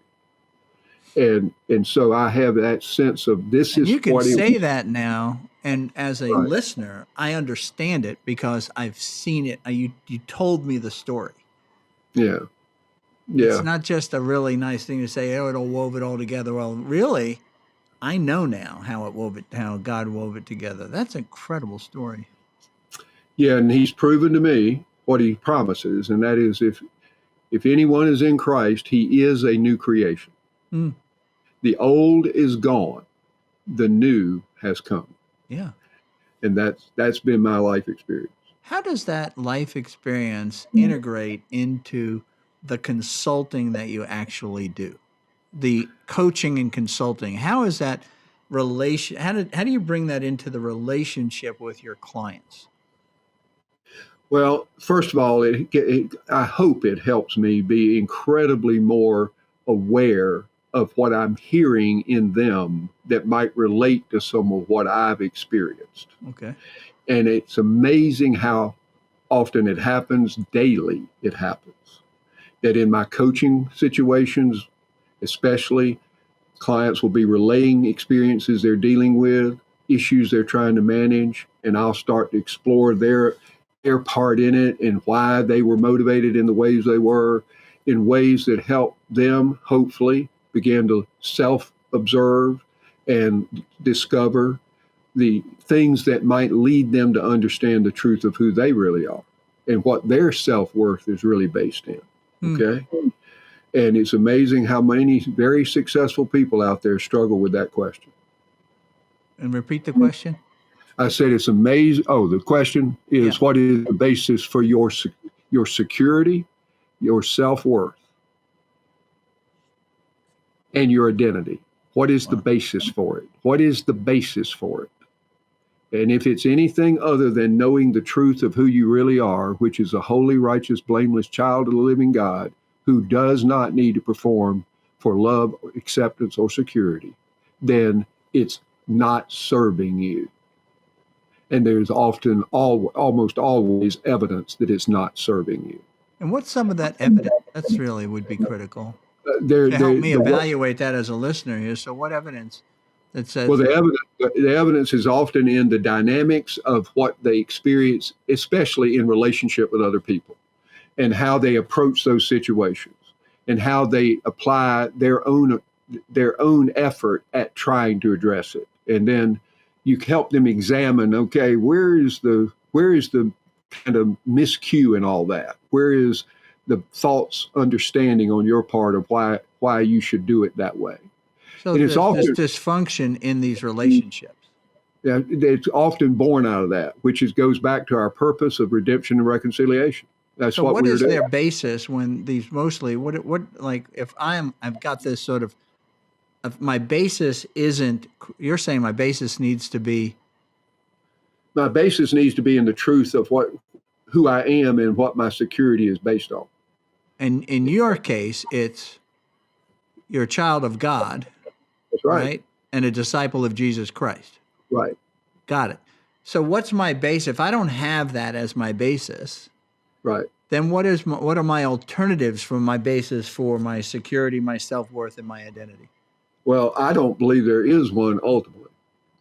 There's not. I do have them. You had them before you actually, went to AA and eventually came to the Lord, right? So what was your basis then? It was, I guess you said it was my anger, my intellect, and my willpower. That's right. That's right. That's what I used. Those were my tools to cope with and manage life. Okay. And my basis was to be good enough, to be acceptable. That was my life, that driving life principle. I got to be good enough to be acceptable. And I see a lot of this same tendency, maybe not to the same degree, in a lot of people. And so I help them at least reflect on the reality that they're letting that belief drive them. And is that a healthy way to think? And is it serving you? Are you seeing the result from it that you want to see? You say they're letting that belief being whatever is their basis? Yeah, that belief in many cases being the one I just said, which is my security is a function of my performance. Yeah, and that's sort of the default. Now, people have some flavors of that, but it always comes back to, particularly in business, I think it comes back to performance. It must be in life. I mean, sports, anything else, it's the same kind of thing. Right. Academics, you can go to any field and it is that, yeah. Yeah, it's often rooted in the most core emotion that we struggle with, I believe, in living a healthy life, and that's fear. I always have to be good enough in order to have security, self-worth, and identity. So the underlying driver then becomes fear that I'm not going to be good enough and that I will ultimately be rejected and abandoned. That's the core belief that resides in a lot of people. Not everybody, but it's rooted in fear. And I say this to clients and other people about fear. Except for healthy fear, like I got to look both ways when I cross the street. Okay. But the kind of emotional, psychological fear I'm talking about is the type that debilitates us. And I have a saying I employ around it, and that is, we are destined to experience the thing we fear the most, because we will do the very things in reacting to our fear that will cause it to happen. Okay? Repeat that again. That's a very important statement. Just repeat it again. We are destined. We are destined to experience the things we fear the most, because in reacting to our fear, we will do the very things that cause it to happen. That is so good. Is that from you? Yeah. That's good. Let me. Better than good. It's so true. It's borne out in the example I told you. Remember what I told you I was doing before I had that breakdown and ended up in the hospital? Yeah. I was performing to be good enough, to be deserving of love and acceptance, and to prove that I was good enough. That performing for that purpose, rooted in fear, fueled by fear of rejection and abandonment, led to rejection and abandonment. I lost everything. The very thing I feared the most. My reaction to my fear brought about the very thing I feared the most. And I believe that principle plays itself out in all kinds of ways in people's lives. And so if I can help my client who might have that very issue going on in their world discover that reality and address it and deal with it, that's redemption and reconciliation. That's the pinnacle of that. Is what you do. That is what you do. You really come in and answer that question about what's the basis for your security, your self-worth, and your identity.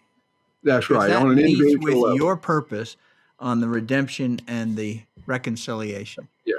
Now, it manifests itself on other levels as well, like in all the process work we do in organizations to get them aligned and working together, the way we help them resolve conflict internally. Which is interesting is what you're doing is you're doing something. You're getting to what might be this, I need to go to a psychologist who doesn't understand anything else about my world. You you kind of bring all of that together.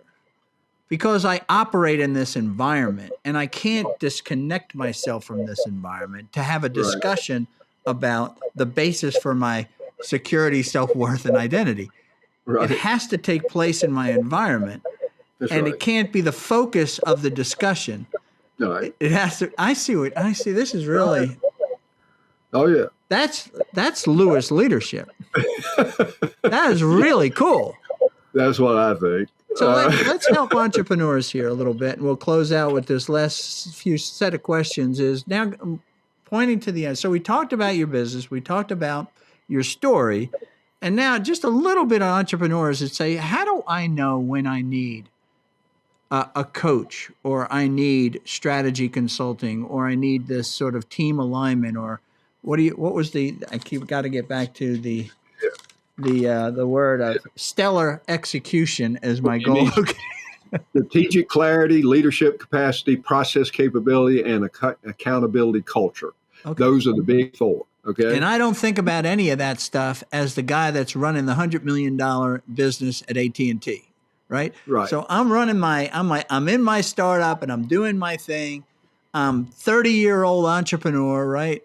I come from a dysfunctional family, because we all do. Okay. Right. So I'm dealing with this same problem of, this basis for my security, my self-worth and identity. What is it how do I qualify myself that I really need to reach out to somebody and get some help? What are those? You see, what things that come to me that may not say those words? You follow me? Right. Yeah. Well, they don't. They don't say They those don't, right? I mean, we don't think that way. Those are your words, right? Your terms. That's just the doorway into that ultimate discovery. Okay, but the way it comes about is these referrals I talked about, where someone that works with us had a good experience, and they happen to be talking to someone they know in the same field, or just someone in business, and somehow in the conversation the subject comes up that they have a coach or a consultant, and they tell them a little about what they've done using that coaching consultant, in this case us, and something resonates with an issue that the new party realizes they need help with, okay, or might need help with. Here's the thing. It's an issue that they will admit to that they need help with. That's right. It's the Right. only one they're necessarily even conscious of. Right. Okay? But sometimes I have these inner issues saying, like, I just have this insecurity or this fear and all this, and maybe this guy could partner with me and make me feel more at peace. I'm not going to bring that up. I'm going to say I got a strategy problem. Exactly. That keeps it far enough away from me so that I can maintain my identity. Yeah. Well, in fairness, that's often just all they know and all they have. Yeah, at there that you go. moment. Okay, But, that's fair. But we just simply meet them where they are, and it helps. And then over time, I won't say it happens the same way in every case, and we don't necessarily go as deep as I've talked about in every case by any means. But it's always in the mix to some extent, and so we meet them where they are. We deliver what I hope is valuable service to them, and that leads them to recommend us to others who come into the. But it's interesting as an investor, one of the things we always say about investors, we're looking for a really good market that they're addressing, right? A good product. And then they need to have capital to kind of pull this thing off. And then finally, they've got to have good leadership, good teams, right? And That's right. That's really where you play and that's where there's a big hole. One of the things I've learned in my 30 years of investing, if I've learned anything, it's this one thing. All the value is in the people. Oh, yeah. Not the market, not the people, That's not right. the product, it's always the people. It's the richness of life. It's the thing that pisses you off more than anything, okay? You get disappointed by markets shutting off or shutting down or expanding too fast, and all these problems that you have. People get divorces, they leave you, or worse yet, they stay and they can't focus and can't operate for 6 months, right? Through these things. You get people that get sick. It's very, very difficult. I call this a miracle of God to have something to continue in value, because you got to get all these people aligned, doing the right thing at the right time, and enjoying each other as they're doing it. That's a miracle. Yeah, for the sake of the business and for the sake of the people. For the sake of their people and their families. Yeah, absolutely. That's right. Yeah, that's exactly right. So, so as I said, we meet them where they are, and typically in our world today, our sweet spot is with early to mid at the latest stage entrepreneurs in privately held companies, usually founder-led, but not always, who are coming out of that early stage of when it's heads down, everybody's doing everything, and it's going great, and we're getting market traction for our product, and all of a sudden sales are exploding, and it's just a matter of selling, and then all of a sudden the wheels start doing this. Okay. We start hiring more people, and all of a sudden they don't behave like that original team did. Okay. They don't have that same founder mentality. They don't have that same, I'm willing to do whatever it takes. They need to be properly led and given clear expectations. And all of a sudden the processes that we follow are breaking down because they really weren't that defined. They certainly weren't defined to support the growth we're experiencing at scale. And so it's usually some combination of experiences around that, out of which we get connected. Okay. Well, you made a comment. You said that at some point you work with people long enough, you become a trusted advisor, That's right? right. Now, that's really that's a real goal in life, okay, for the work that you do to get those types of deep relationships and that level of trust with people. But it doesn't happen all the time. No, So no, sometimes you have these sort of you have these very long-term engagements, okay, that turn into trusted relationships. And then you right. have those shorter engagements that Yeah, don't. right. Why didn't those shorter engagements, what are some of the symptoms or some of the issues that come up in those shorter engagements that say, hey man, thanks for helping us with the strategy stuff. We think we got it now. What was Yeah. missing that they didn't open up the kimono, if you will? And Well, it may be just what we said earlier, and that is we met them where they were, and their need was around a specific type of process like planning, yep. and from their point of view, at- once we got far enough along to satisfy that need, we had not created a sense in them of any additional need that motivated them to want to continue beyond that. That happens occasionally. It's actually by far the exception. But does it happen because people aren't willing to leaders aren't willing to expose themselves? I do think there's an element of that. Right, to that There is development. In other an words, element. I'm okay. It's a Yeah, process issue, right? it's correct. And you've Yeah, helped us with our process. Thank you. right. Okay. And I'm not saying that's the only reason that happens. It may happen for a lot of reasons: budgetary reasons, time reasons, Yeah, I get that. But if priority it is reasons. that reason, Right. what advice would you give to entrepreneurs who have this fear of going there, if you will? Well, again, one of the very, very incredible blessings that comes from a referral business only is like begets like. People that refer people like them. Mm, Okay. And the people we work with are consistently people, vast majority are people that are relatively humble, teachable, and open to learning, and which of course is the same as teachable, open to learning and committed to their own growth. Okay. So those are the people we're so blessed to have referred to us. I sold and consulted in a world, in the corporate world, where it was rare to get a customer like that. Most of them were the flip side of that. They were closed down, buttoned up. They want to do business, get transaction type relationship, and mainly based on cost and that kind of thing. And that's not the experience we have at all. Um, if I'm an entrepreneur and I want to build a startup to $1 billion in value, like we see a few startups here around town, yeah, some of which you're actually involved in. Okay. yeah. Mhm. Um, what kind of a leader should I aspire to be?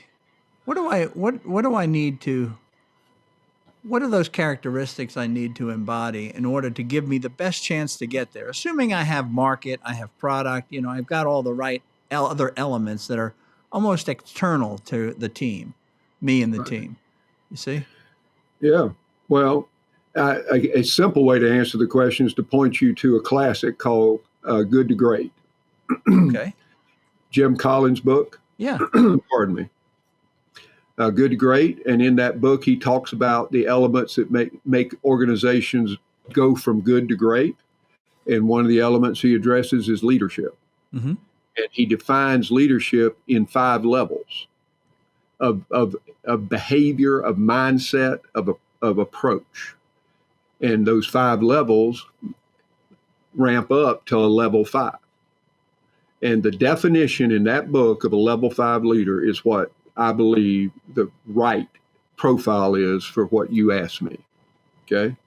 So that would mean that when you're doing this this coaching, if you will, okay, and Mhm. there's consulting because they want to know what you know too. Okay, I like that part of that. Right. Is you're really trying to say, I see them here, and I really need to help get them to this level 5 leadership. Oh yeah, right. You're thinking that. Oh yeah, oh yeah. Okay. Always. I'm just testing it out because you recommend a book. Some people recommend a book, and then this is part of and parcel of your methodology. It's the goal of my coaching methodology for sure, is to build level 5 leaders, ultimately. And now I don't follow a strict recipe for that, and I don't do a checklist. Well, he's got that now. I actually just base it on intuitive sense of what would help them be more successful. But it turns out that formula is pretty consistent, and it is the combination of confidence and humility, presented through executive presence in a way that is compelling and is impactful, and that people want to follow. Okay. And so it's a combination of those things. Well, Bob, there is not a better way to end this than on what you just said. This has been fabulous. And you've been incredibly generous with your time. I just thoroughly enjoyed this conversation. Wow. Likewise. Yeah, man. You just opened it up and gave us a full look at Bob Lewis. And really, I learned more about the coaching and consulting business and what it really does take to build teams that are what's the term again? Stellar execution. Stellar execution teams. Right. This is what it's all Stellar about. So I just love it. And I love how you told me you kind of built up your methodology that you use and how you refine it each and every year. And you've gotten so good at that. But you never, ever, you don't have a website and you never marketed your product. Right. Or your That's service, correct. if you will. It's just been referrals. This is my entire marketing budget right here. Oh, you have? You bought pens. I have a box of them back here and the ink is dried up. If anybody out there wants one, you know where to find it. Give me a call. In fact, I'll send you a whole box. They don't write, but you'll have a whole box. Right. Bob, thanks. I'm going to just close this out, and then if you hold on, we'll just say goodbye, all right? That'd be great. Thanks.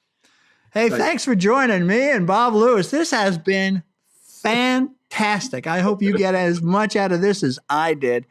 Bob did such a wonderful job, and he was so honest with us, telling us all about his life and his relationship with Jesus Christ. But he does have his basis for security, self-worth, and identity is clear to him. And it needs to be clear to you, and it can't result in fear. He's gotten past it. You can too. So if you want to sign up for this and make sure you don't miss an episode, please go to subscribe at paparelli.com. Just submit your email. Until then, thank you very much. We love you. Thanks for joining us. Take care.